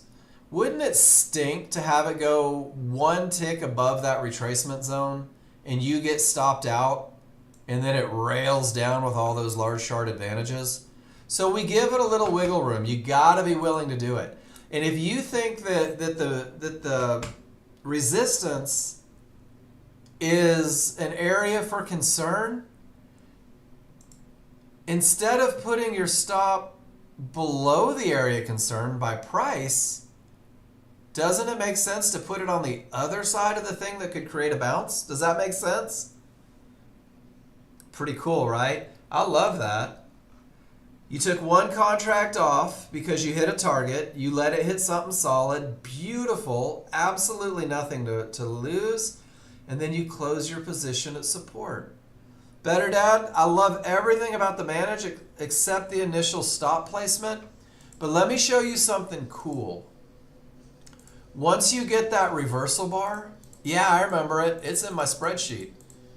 Once you get that reversal bar, once the market says, hey, better, Dad, we're going down with momentum, we're going down with path, we're going down with direction, your new stop is 2 ticks above that reversal bar.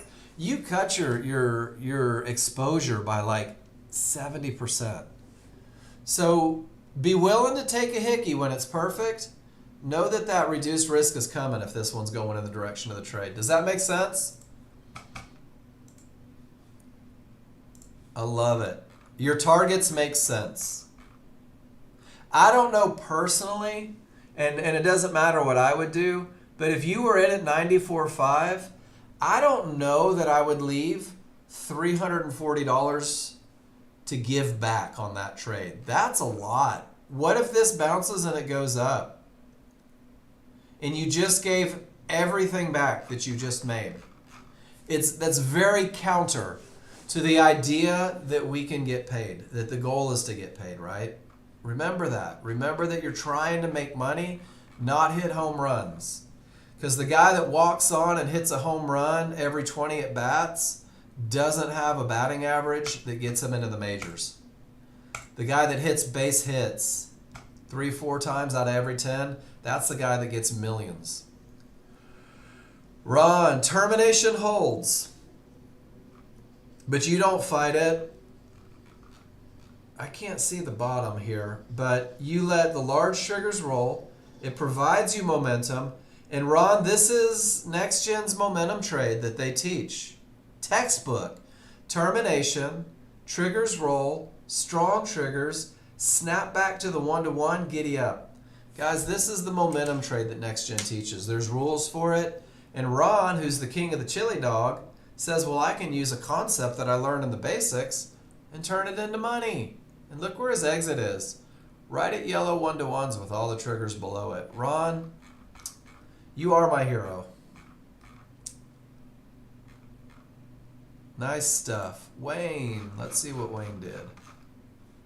Wayne says, check it out, Mark. I don't know if you've heard about this, but when you have odds favorable and there's nothing in the way, all you really have to do is take a pullback to support inside of triggers, and it's really easy to make money.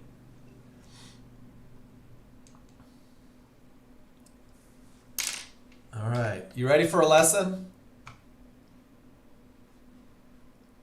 Let me get rid of this chart.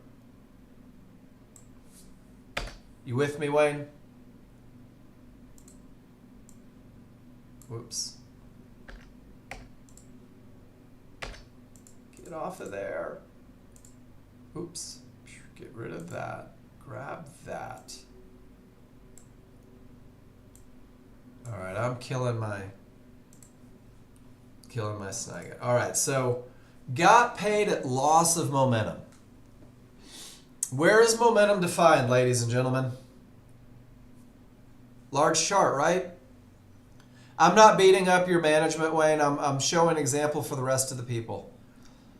In that one bar, momentum doesn't waver. In the bar you exited on, momentum is still up and the path is clear. You had one tiny little loss of momentum, and look what was going on. All your triggers were up. Everything was strong. Small triggers were in the direction of the trade. You didn't lose any momentum, really. You had that tiny little and then it goes up. These are the ones where I will, as long as I have strong triggers on the large chart, it's a great opportunity to hold for a little bigger move. But again, getting paid, because you'll find the next entry if it comes.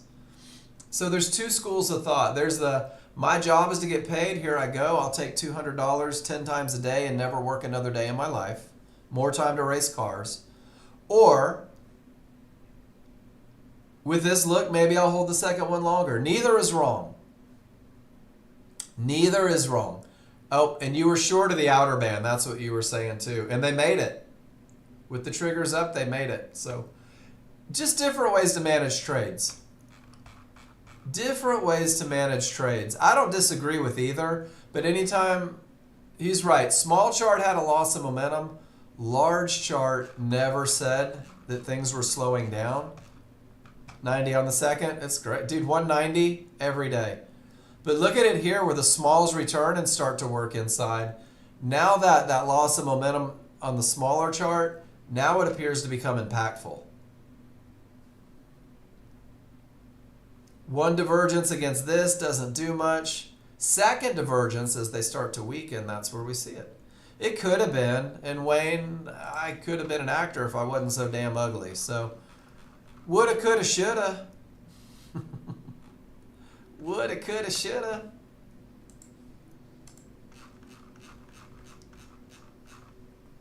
I wouldn't be either. Yeah, not my money. 190.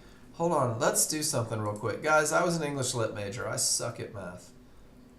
I want to see something real fast. If I made $190 a day and I did it 5 times a day and I did that every day, if that's the best I could do, was that not even $200 trades? That doesn't suck. That'll buy a couple Twinkies and an RC Cola. Remember, guys, getting paid is the goal. Wayne, you're good at it. You take quick profits. Odds favorable. Absolutely nothing in the way. In and out for cash. There's your chili dog, ladies and gentlemen. There was his first trade. Let it come off the termination, get to the good side, take a little snippet right up to the mid band, and then the best look ever. Nothing but momentum, getting in and out, taking the trade. Ron, another one, good one. And that market is screaming there. It is absolutely screaming. All of that happened in under 3 minutes.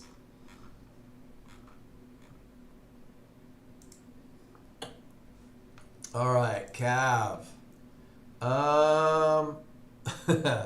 Everything is up and the path is clear. And Cav says, Well, that's not perfect.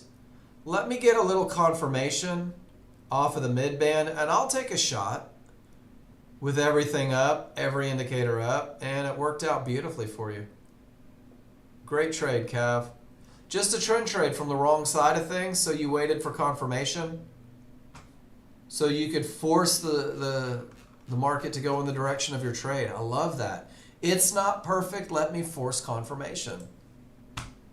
Everything says down. The market is screaming. Back of the bar.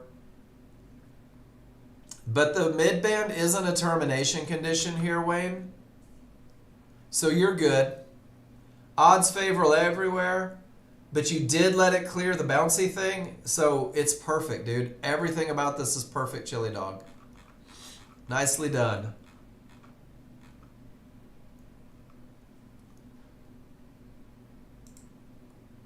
Whoops, wrong one. Okay. Steve Diego. Got a couple of them for me. You know what? I'm going to get rid of that. We're going to start fresh. Got 4 from Steve. Steve is my momentum king. Odds favorable. Cleared trouble. I'm going to go and say there's no room to your target. And when you enter, there's not room to your target. Moving fast. Previous bars prior to enter happened. 2 seconds. Potential to break fib and reach the target. And it did. So, guys, this is important.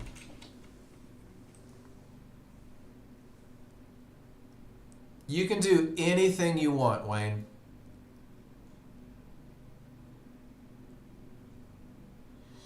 I don't know what that means off the small chart trouble. Do you mean trade directly into a line that could create a bounce? Or do you mean let the line clear and trade from it? I bet you Steve will have an example. Cool. So I'll find the picture for you, Wayne. I know that I have it. Ron showed me one. Let me get through Steve's charts and then I'll backtrack and we'll look at that look and I'll show you exactly what it looks like. I like this. So Steve says, check it out. With this level of momentum, I know that it's tight to the fib. But it's hard to stop. I'm going to see if I can make it. And Steve, the only thing that I would ask is, were you looking for change if that fib decided to hold? Were you on your guard? Were you saying, man, if something changes right at that fib, I'll get out? That's it. I love it. Guys, things that look risky sometimes aren't as risky as they are calculated. That's why we blanket in the beginning and you grow outside of it. Odds favorable. This one may be a little harder to get on board with. You're taking the 50-50 from the strong top, maybe not. One divergence. You get in on the way up to the mid-band and you treat it like a trend trade. You don't jump out at 250. You put your stop where the market shouldn't go. That's awesome. I love this trade. Strong top, odds favorable, potential to break, perfect entry, great stop placement, getting out of trouble because the area is not 100%. Perfect. Picture perfect. Nicely done. Termination, odds favorable, pull back to support, you get in on the right side. So kind of the Nexgen trade. Pretty close. This is just a trend trade without a clear path from a good bottom is really all it is. But no divergence, smalls above the large, pulls back to the retracement zone. You took a little liberty, and since it wasn't perfect without areas, you wait for that confirmation. And on the NASDAQ, that pays huge dividends with this look. Makes it an easy trade for you. And then that one is pretty much everything says up, and you go up, and I bet we're about to see it. So here it is, Wayne. Oh, I don't even have to backtrack. This is the Nexgen momentum trade. And guys, this is in the user guide. This is in all the Discord stuff. This is something that Nexgen has been teaching forever.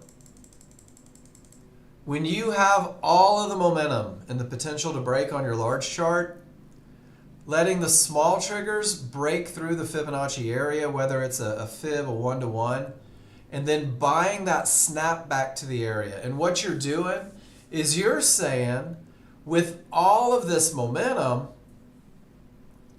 I hope it holds. If they give you 2 down bars, you'll exit. It is virtually no risk. It's like a 5-tick risk trade. And then Steve says, man, I missed it at the fib, but all the advantages were still there. And he turns it into the chili dog on the way up. Beautiful trade, Steve. But Wayne, that's your look. Is this what you meant? So it's not really a chili dog. It's breaking, pulling back. 45.13, that's your entry. And then if you just catch it on the way up off the area, absolutely, it still creates it. Because the rules are still there. But it's not chili dog on the large chart. So chili dog's not there on the large chart. This is kind of the chili dog warm-up. This is dropping the dogs in the water. The chili dog isn't quite there. Awesome, that's even better. I'll be the first to admit that I don't always see what you see by reading what you type. Cav, everything says down, you let it get below trouble and you take it to trouble. I mean, it's hard to go wrong with that, right? You let it clear trouble, you take it to trouble. You let it clear trouble, you take it to trouble. 1-to-one's created a bounce, but your stop was in place. You had time to react. Nicely done, Cav. You guys are killing it today. It's been an indecisive market, right? It's been a rough 2 days. They're giving it back today. Ron, so when price clears, you have momentum, nothing in the way. Get in, get out. Ladies and gentlemen, welcome to the Chili Dog. Momentum and path. Momentum and path, momentum and path, momentum and path. Over and over and over and over, momentum and path. Time and time again, momentum and path. Does anyone feel like that horse is getting beaten? Momentum and path, better dad? Are you starting to believe it? Oxy 125? Are you starting to say to yourself, holy crap, once I understand momentum and path, I'm going to find a way. I hope so. You guys that are coming back to my class that are like, man, maybe I'm missing something. Maybe I'm skipping something. Momentum and path, ladies and gentlemen. Momentum and path. Once you learn it, you will find a way. Strong trending market down, not odds favorable momentum. Debatable on strong trending. 1, 2, 3, 4, 5. It is 30 bars. So you let it get to the clear path, which is perfect. You have room to get to trouble. It almost gets you. You get out half at trouble, and then the other half hits the target. So here's my question. Was this Cav or Pete? This was Pete, right? Pete, do you mind answering a question? You don't have to. But I want to ask. I do want to ask. You didn't get out at trouble. And then when it bounced and failed and came down and got below, you said, uh-oh, was it just the 10 ticks? It was 10 ticks, hell or high water. That's my goal. And that's okay. There's a time, I think, in trading, especially without the best momentum, where it's okay to adjust your 10 ticks to 9 ticks rather than hoping an area breaks, right? But this, with that weakness, that could have been where the market shot up to this fib, to that mid-band, to this mid-band, to that fib. Because they're weak. Anything could happen. And that 1-to-1 could have been the killer. I just like to throw that out there. I love the trade. That stuck out to me, getting trade a tick below it instead of a tick above it. But you had a plan. You knew what you were doing. So I try not to get you to in there. 6 hours of trend trading gold. Target 1 is 100. Target 2 is based on what the market gave you. Average trade was 200. 100% winners. Great job, Wayne. It can be done, ladies and gentlemen. And it was a winner.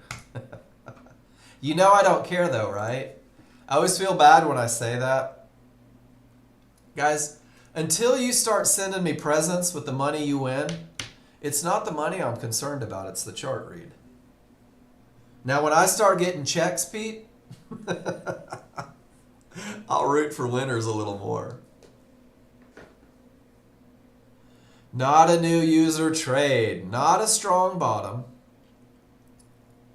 Directly into resistance, large triggers didn't follow. Wait for the market to get to the other side of the small triggers so you have a fighting chance. Quick shot.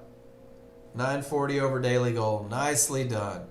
Using that idea that when price reaches a mid band, the large triggers are a full bar away, it's more likely to close the gap. Excellent use on it. Excellent use on it. All right. Better dad.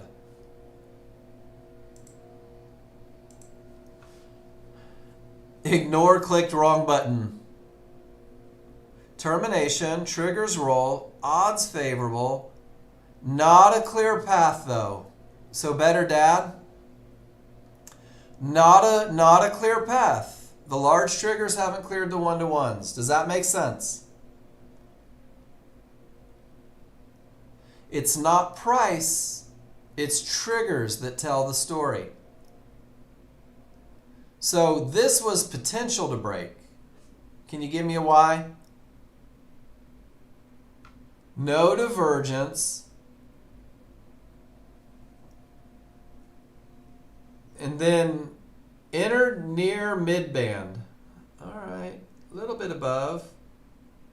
Stop placed here where the market may retrace. Ideal would have been here, I agree. As it's going up, it turns into another trend trade, and then you get paid on the way up. Nicely done. Good thoughts on stop placement. And I guess it was just predetermined stops.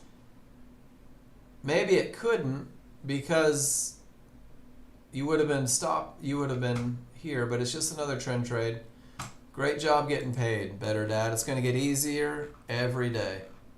Going to get easier every day. Just keep doing the same thing. Jen. Odds favorable. Termination condition. Area inside. Trading right back into the termination condition. Entered price below the smalls. Realize it's ES. Don't need that. That's NASDAQ. Yeah, one of the things that happens when you start working off. No divergence. Odds favorable. Perfect entry. Out of trouble. Absolutely beautiful, Jim. Nicely done.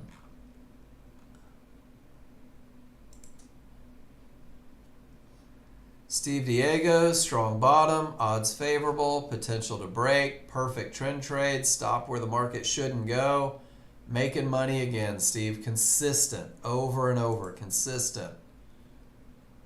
Wayne, 72% winners on the chili dog, average winner 196, average loss 104. Nicely done, Wayne.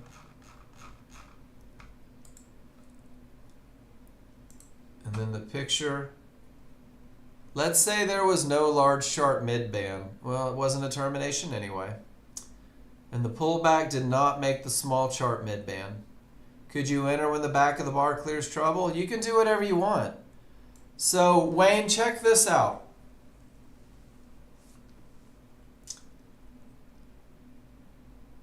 If I've got odds favorable momentum and nothing in the way, this divergence low represents the point that could create a problematic bounce, right? Let it get to the other side. That's a chili dog, Wayne, 100%. That's it. Of course you can. I didn't get my trend trade entry. I'm going to take the next trade. Rules met for the chili dog. And remember, I know you hate the mid-band, but the mid-band's only a termination condition if the large triggers are a full bar away. But the answer is yes, absolutely. That's a chili dog entry with chili dog rules met on the large chart. Now, if you start doing this willy-nilly when the large chart doesn't say go, you're going to diminish your chances of success a little bit. Does that make sense? So since you didn't get the trend trade, you're like, all right, there's my next one. I love it. That's heads up trading, man. That's staying in the moment, and just because you didn't get your trend trade, you're not like, oh, I'm done. This sucks. You're like, let me find the next opportunity. Whoops, Steve Diego, we saw that. Beautiful. Better dad. Triggers roll. Now a strong bottom. Odds favorable. How is your path? Potential to break. Clear path for my trading plan, but not ideal. I love that you're 4 days in and you have already rewritten your trading plan to avoid the advantages of the high probability. Enter at the 1-to-1. No, okay. These don't really count on. So what you took here is a momentum style trade, better dad. Termination, odds favorable, potential to break. That's your momentum style trade. And you got momentum trade results. Nice job. That's all it is you break, snap, go. This is the Nexgen momentum trade. You did it beautifully. You had momentum and potential to break. I don't want you to ever give that up. Momentum and potential to break. It's paying huge dividends. Guys, when the market is going up with odds favorable momentum, it's hard to stop it. Cav, take care, man. Josh, odds favorable? Yep. Clear path? Yep. Pull back to an area, 2 ticks above it inside of triggers? Yep. 2 targets, 100% trust. Josh, virtual high five, my friend. Good job riding it out, man. It works, doesn't it? Nice job, dude. I love that. You know what? I'm stealing that one. That one now belongs to Nexgen. 2 weeks in a row trusting your rules. So, Josh, can I ask, I'm not trying to make you type a lot, are you noticing a difference in results by just letting it play out?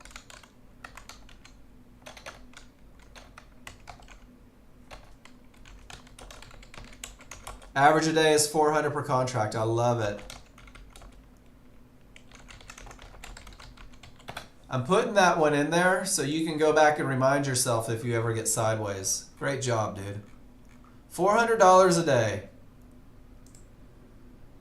I can make a living off that. I could use 6 figures a year. All right, Junior, we're going to take a look at it. Are you here? Couple things. Junior, are you in here? This chart should never look like this. That doesn't make any sense, right? You don't have any large triggers.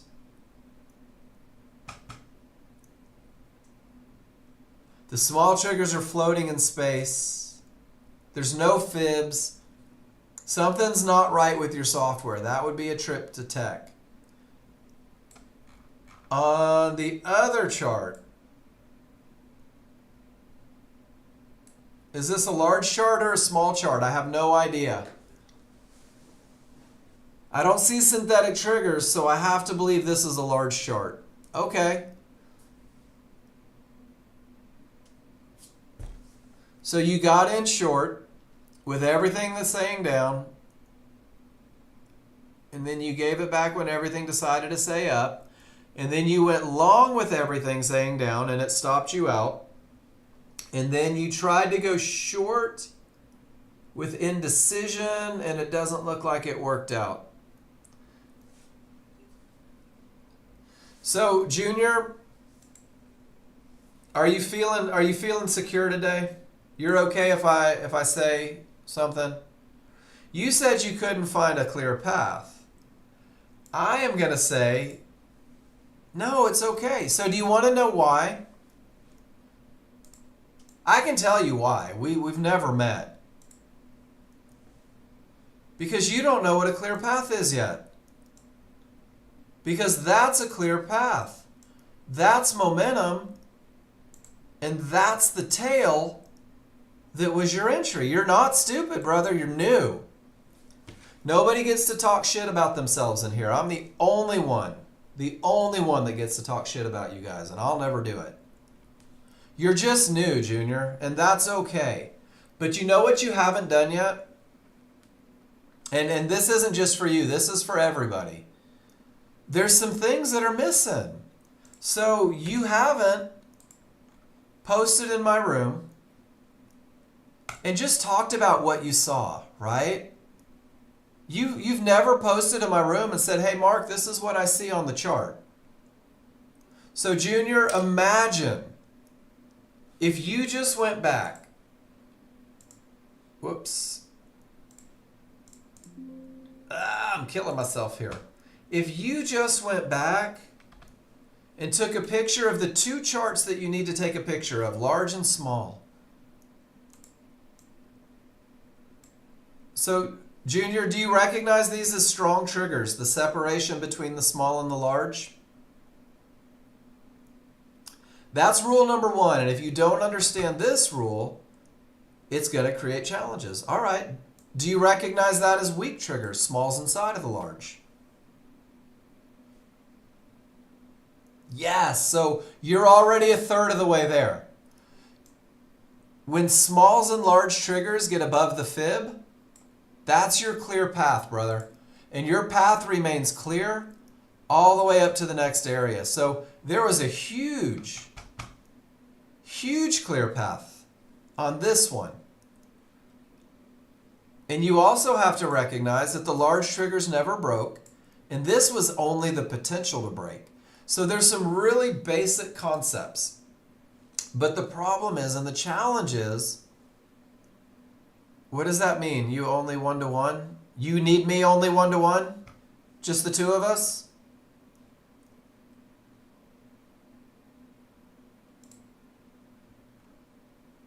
Yellow one-to-ones. Okay, hold on. Let me see.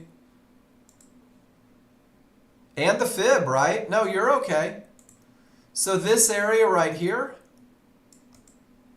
it's not broken yet. The large triggers haven't gone through. That's what it looks like when it's clear. That's when it only has the potential. Divergence kills that potential very often. So what I need, Junior, and I promise you, this has been working for people in this room for 20 years. For 20 years. In order to get to where you want to be, man, you're not stupid, you're new, and I can't stress that enough. When you post your trades in the room, do me a favor. I don't care if it's the right rules or not. Tell me why. Tell me why you went short. Because what happens, whoops, where'd that picture go? What happens, and this is really the cool thing about what we do every day, is that when I look at your chart, and I'm just going to get rid of that range chart. I love your entry here. Because if I look at your chart, what I see is odds favorable momentum and a clear path. And your entry makes sense to me if you did it at a pullback. And it just didn't work out, right? This entry fights everything. So what I can do is if you say to me, man, I saw this and I went long, then we can redirect and we can say, hey, check it out. Notice how the trend is down and all your triggers are down. This is when I'm not even thinking about long trades yet. This is when buying the market works less than it wins. Let's avoid this one. Let's look for this one. Maybe we need to work on management. And then when this one hits the mid-band and the large triggers don't follow and everything rolls, this is your money trade, brother. And this one went from 57.90 and it didn't blink until 57.74, and that's 26. That is 26 ticks. That is, what, 6 points? That's like a $500 trade. So by you posting in the room and telling me what you see, not only are we going to learn how to manage this one, we're going to learn how to avoid this one, you're going to learn how to catch this one, and you're going to learn how to avoid this one because you don't have the advantages. Does that make sense? So all I need you to do is be okay being new for a little bit. And every time you take a trade, this is what I want you looking for. And if you're not comfortable with these three concepts yet, here's a 2-page dissertation on how to find these, where to find them, what indicators you're going to use, everything that you need to be successful with that high probability trend trade. And then I'll give you feedback on everything that you do. And you can also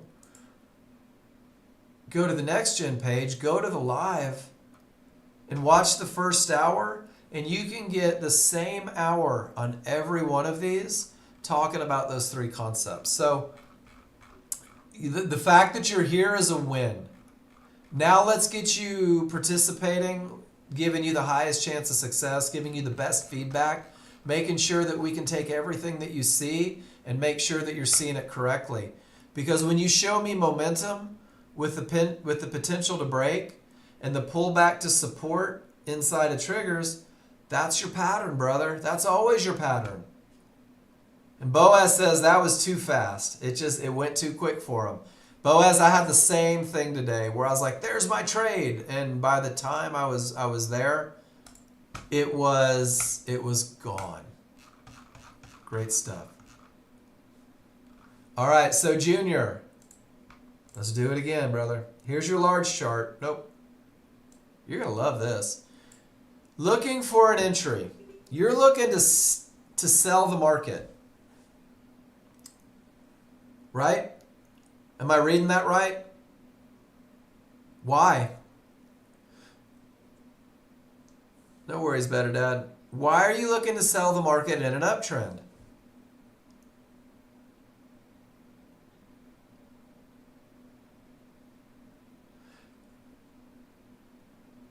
No, it's trending up. See how the background is green? Large chart's going up. And then check this out. Large chart's going up. Small chart's going up.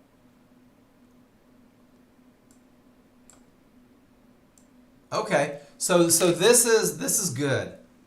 This is good, and everybody in this room is going to identify this. Identify with this.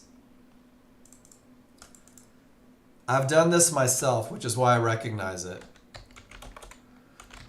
With the large chart changing direction up, with the large chart small triggers up, with the small chart all indicators up, I can't wait for this stuff to go down so I can take a short. I've done it 1,000 times, Junior. I can't wait to go short. I can't wait to sell the market. You've got to change your mindset, and you've got to believe the market goes up and down. It changes direction all day long. I'll go with the large chart direction, momentum, and not trade into areas.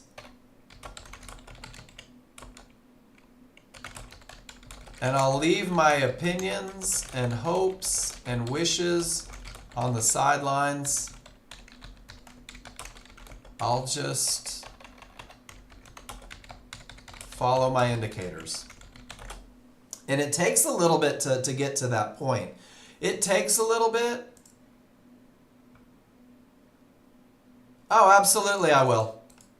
And this is one of the most common things ever, Junior. So what happens, and oh my God, I'm so guilty of it, is I get so wrapped up thinking that I need to go short that I miss the perfect long. Or I get so wrapped up in the idea that I want the market to, I don't know, this is a good example. I'm so excited about a potential short because that's all it's done for the last 20 minutes that maybe I miss out on an opportunity to take a long trade. Or maybe I was so excited about looking for a long that I forget to take the trade in the direction of the large chart. And the large chart says up, and the large chart small triggers say up. And this right here, when you're a little more experienced, is a potential entry. And that's an entry that Nexgen started teaching in 2004 to go with the small triggers, to go with the direction. And there's just a little trouble in the way. So I like that you posted that, and I like that I could see that you wanted to go short. And I'm going to remind you, and this is just the path of least resistance is always trading with the large chart. Let the large chart define which direction you're going to look. Let the small chart define entries. And what happens is you find yourself not fighting the will of the market. You find yourself not fighting the will of the large crowd, the people that make it go, the people that react at areas. And it takes a lot of the stress out of trading. Does that make sense? Great pictures though, man. Awesome. So I want you to practice typing on a chart. Take a picture of whatever's going on in front of you and tell me what you see. That's it. I want you to tell me what you see. I want you to tell me if you have momentum, if there's anything in the way. That's it. I want to see how you read indicators so that we can make sure you have the right lessons. Awesome stuff. And Better Dad, I saw you walking in. So let's take a look. Termination condition. Not a strong bottom, but you do have odds favorable. So these triggers, Better Dad, are wonky as crap. We gotta reload historical data. Anytime your triggers look ridiculous, you've gotta reload historical data. Because this isn't giving you what you need. But check this out. Momentum, everything's going up. Not quite a clear path again. The large triggers are still below. You define the retracement zone. And you get into the area inside of the retracement zone. And you make money again. Momentum, potential to break, trading from an area on the small chart. Better Dad, you found the recipe. And you're repeating it over and over again. So when you take a loser, and you will take a loser, I want you to go back and make sure that you have that same recipe. And if you do, guess what? It doesn't mean that it's the wrong trade. It means that it just didn't work. If you keep going back and speaking the recipe, if you keep going back and saying momentum, path, and entry, you're going to know whether it was the wrong trade, not fitting the rules. You're going to know whether it was the right trade and you get those right trade results, or if it was the right trade that just didn't work out. And man, you found your recipe. Good job. And then Ron says it was a nice day. Odds favorable, clear path. And then Wayne, there it is. Get below the bouncy thing, right? Divergence lows are the bouncy things. Let price get below it. Make that easy money, brother. Wayne, I think that's a pretty good one. Yeah. I think that's what you were talking about. That's really the core of the chili dog, is being aware and not trading into anything that could create a bounce. Not some things that create a bounce, but anything that could create a bounce. All right. Gino. Love seeing Gino's trades. Annoying morning with IT issues. That stinks. Able to pull out a winner. Should I have let it run? Or happy with extra base hit? More like an RBI single. So, Gino, I'd love to know why. That's the one thing you're leaving out. Why? Termination, odds favorable, clear path. I'm assuming it was a trend trade. And you took half off at a fib. I love it. Makes sense. I don't know why you exited. But with these weak triggers, you have to expect a little bit of a pullback. It looks like you gave it a shot. But yeah, weak triggers, everything started going up. I don't see a reason on a chart to hold. I love getting paid. Gino, you're a good enough trader. You'll find the next one. You'll find the next one. Morgan, strong bottom, odds favorable, clear path, get in, get out. Come on, Morgan. Boring.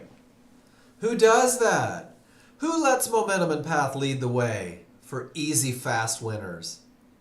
Turned out, Gino, man, it's been a while since you've been and you participated, but You're telling me that because it went down, it was the right call, right? Who cares that there wasn't momentum? Who cares that the small triggers went up? Who cares that everything was on the wrong side of the triggers? 4 minutes later, it was here. Therefore, hold was the right one. Gino, that's not a trading plan. Your advantages were gone. And this look could have easily gone all the way up here and taken, what is that, 30 points? $600 of your profits. $600 of your profits. Management plans are not what did it do. Management plans are what could it do, or my advantage is gone. And your advantages left the building.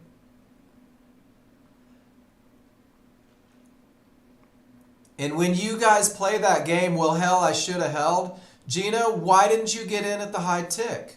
You can see it clearly. That's where the market went down. Why didn't you fight momentum and direction and get in up here? Because your rules weren't met. Does that make sense?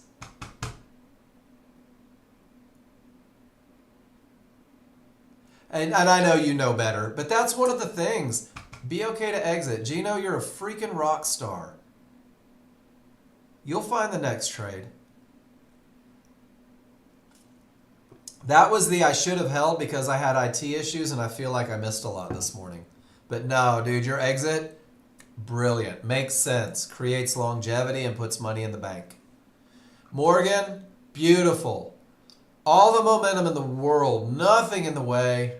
And you just say, let me get past the bouncy thing and let me ride it up to the bouncy thing. Perfect, Morgan. Flawless execution, producing results. Ron likes it. Flawless execution, producing results. Same trade. I'm convinced you and Ron are in cahoots. You guys keep showing the same thing. Great job, Morgan. Great job, Ron. Can you guys believe it? We made it through all our pictures. We made it through all our pictures. Man, what a great class. Great lessons. Great lessons. Did I miss one better, Dad? So instead of making me go through 2.5 hours, better, Dad, would you do me a favor, repost the one you think I missed? And I do miss them sometimes, so thank you for that. Cahoots. Small line in the Bahamas. Did they serve pina coladas there? Because the first person to buy an island with their Nexgen winnings, I want an invitation and a pina colada. How the fires, Ron? Are they still burning? You guys good? With cereal. That's when you know you're retired. Gino, how's the golf game?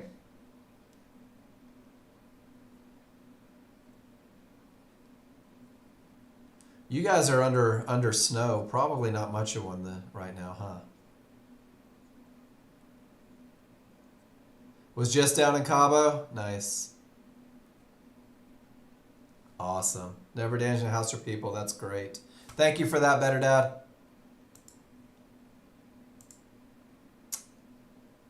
We just talked about this one. That's all right. We'll do it again. Because remember when I said, hey, you need to refresh historical data, and you said doing it now? Woot, of course. You may have reposted, because we had a conversation on this one. That's okay. I do that all the time. I forget which one's on my clipboard, and I post the one that I just posted.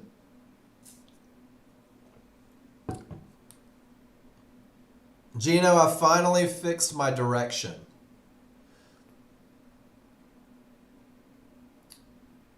So I'm getting dangerous. I'm getting into that consistent 80s.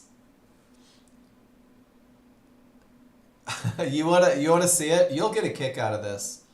Let me see if I can. I took a picture of it and I sent it to my brother. I stole this from a Rick Shields video. So I could line the club face up.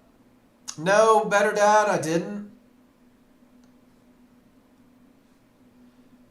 but I would line my feet towards the target instead of parallel, and everything I hit went right.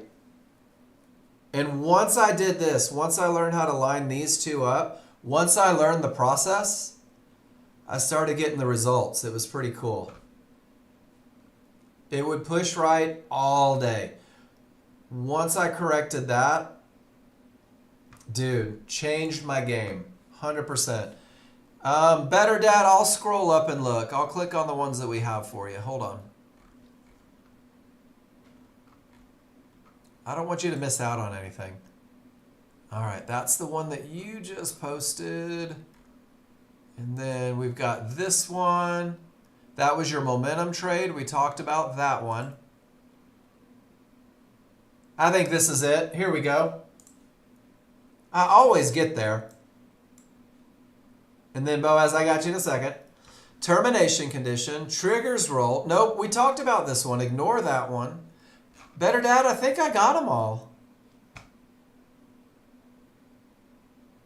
Oh, you said that. My bad. Good, I'm glad I got them all. Yeah, Rick Shields is good, Gino.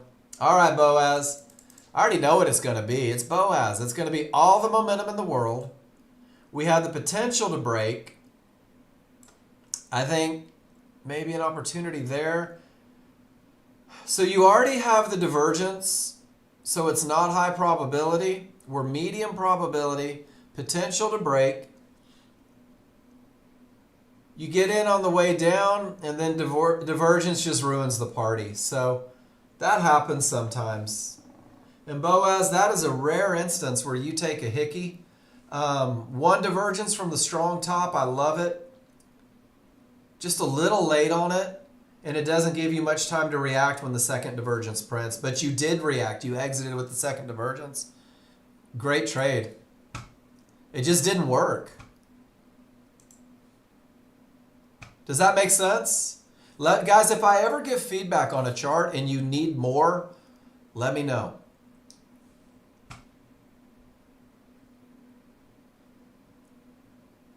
Tried the heartburn trade from the fib. I like it. You know what, Wayne? Pete used to have a trade.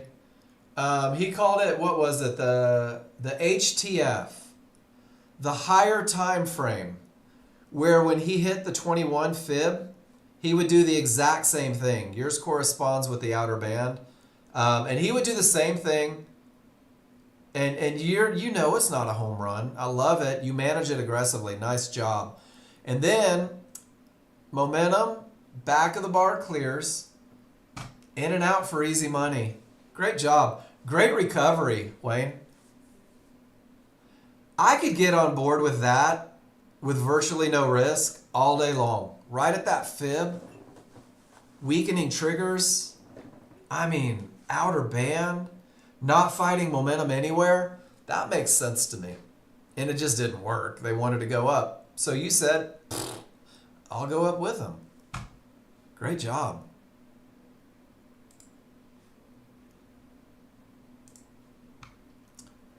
Strong trending market. You don't have strong trending triggers yet. They are weak. But you get your clear path. You let it get below trouble. Half off at 10, take the other half off when you get above the smalls because you don't have the momentum you need. Really nicely done, Pete. Really nicely done. Cost of crude is going down a little bit today, isn't it? That's cool. Let's lower prices at the pump.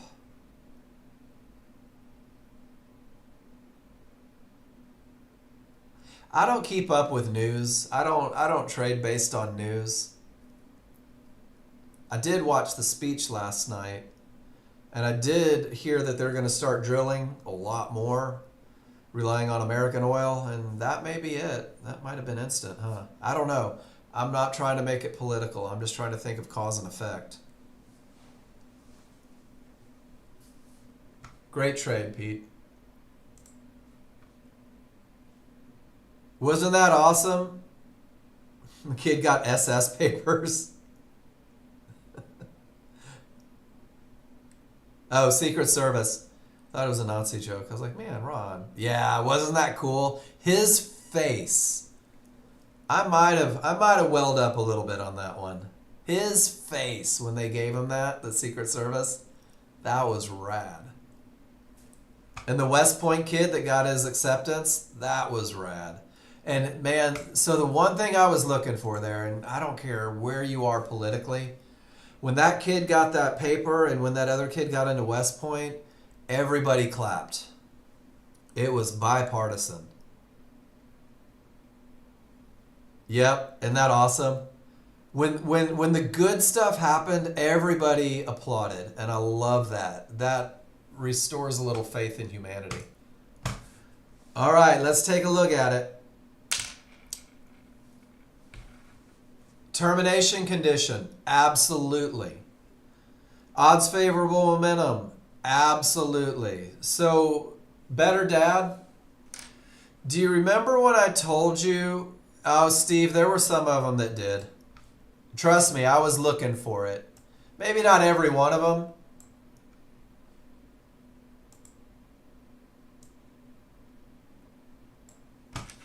But again, let's not get into debates. So, better dad, are you with me? You want my analysis? This is going to be what messes you up 32 ways to Sunday. I've seen clear path now 3 times. Not one has been a clear path. So we found your thing. Remember when I tell you guys, you give me 4 or 5 pictures, I'll figure out where you need help? Better dad, this is where you need help, brother. And I'm going to pull up the picture for it. It's okay. This is totally normal. 1 second.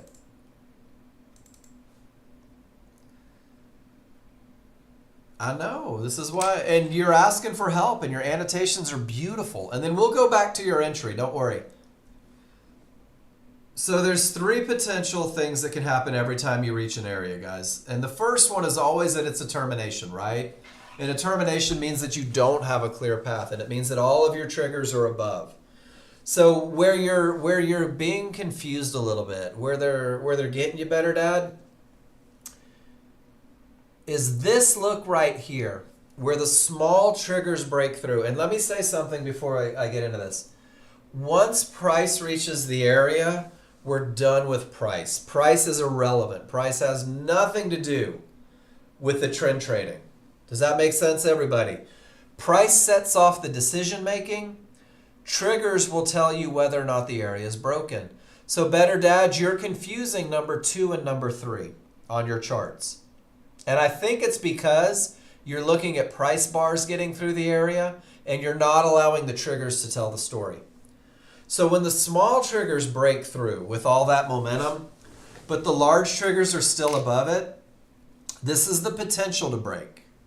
It's not a clear path yet. The path is only clear when the smalls and the large get below the area. Yeah, and that's totally cool. But it's recognizable from where I sit. Because every picture that you've shown me where you've called it a clear path, whoops. What you've done and what I've noticed consistently is that price bars are getting through, but those large triggers aren't. So this is an easy fix. This is literally a 1 picture fix. And I'm going to show you why it's important. Because if this is only the potential to break, I'm going to have to manage assertively. And I'm going to go back and I'm going to find a picture that I use. I made this maybe over the weekend. Let me find it. Here it is. So here's the picture that I put together for that particular look. You had momentum all day long. The best momentum, awesome momentum, odds favorable momentum. I mean, oh my gosh, I could teach a class on this trigger look. But the second you say this is only the potential to break, it's not a clear path, all that does for you is it gets your brain thinking, all right, I might need to manage assertively. I don't have a clear path yet.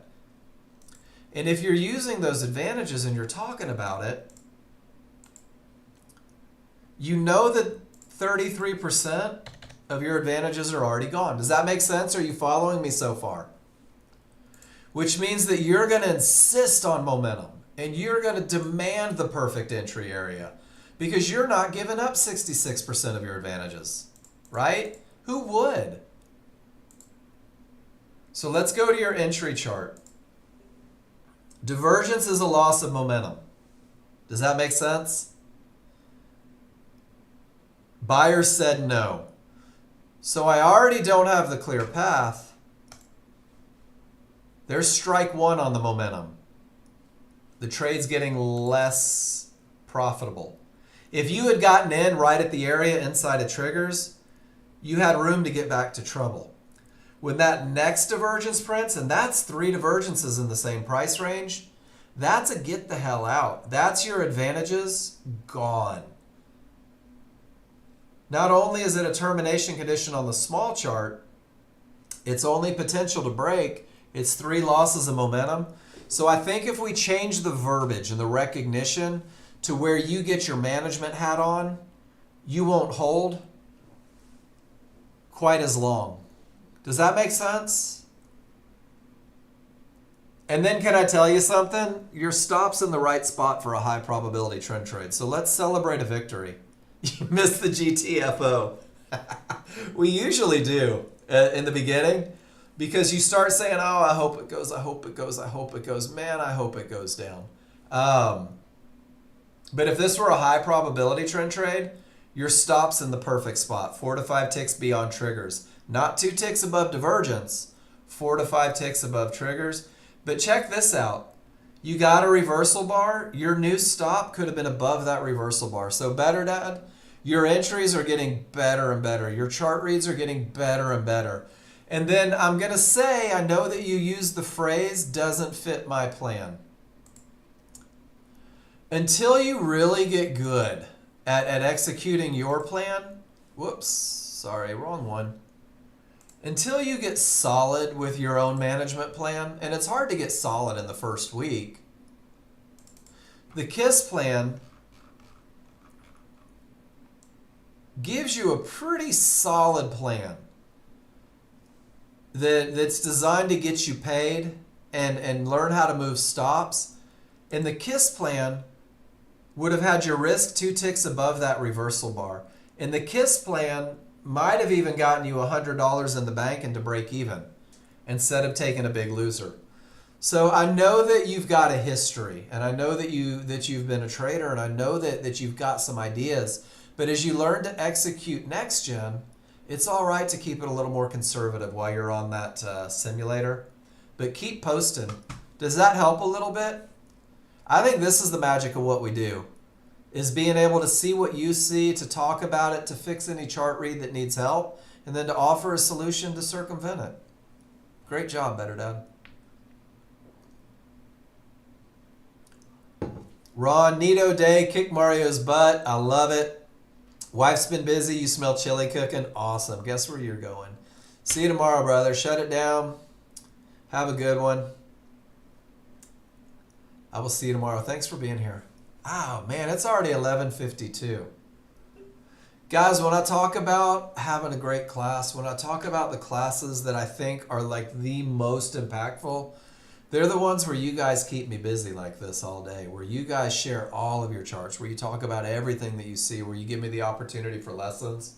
I hope it was beneficial for you today.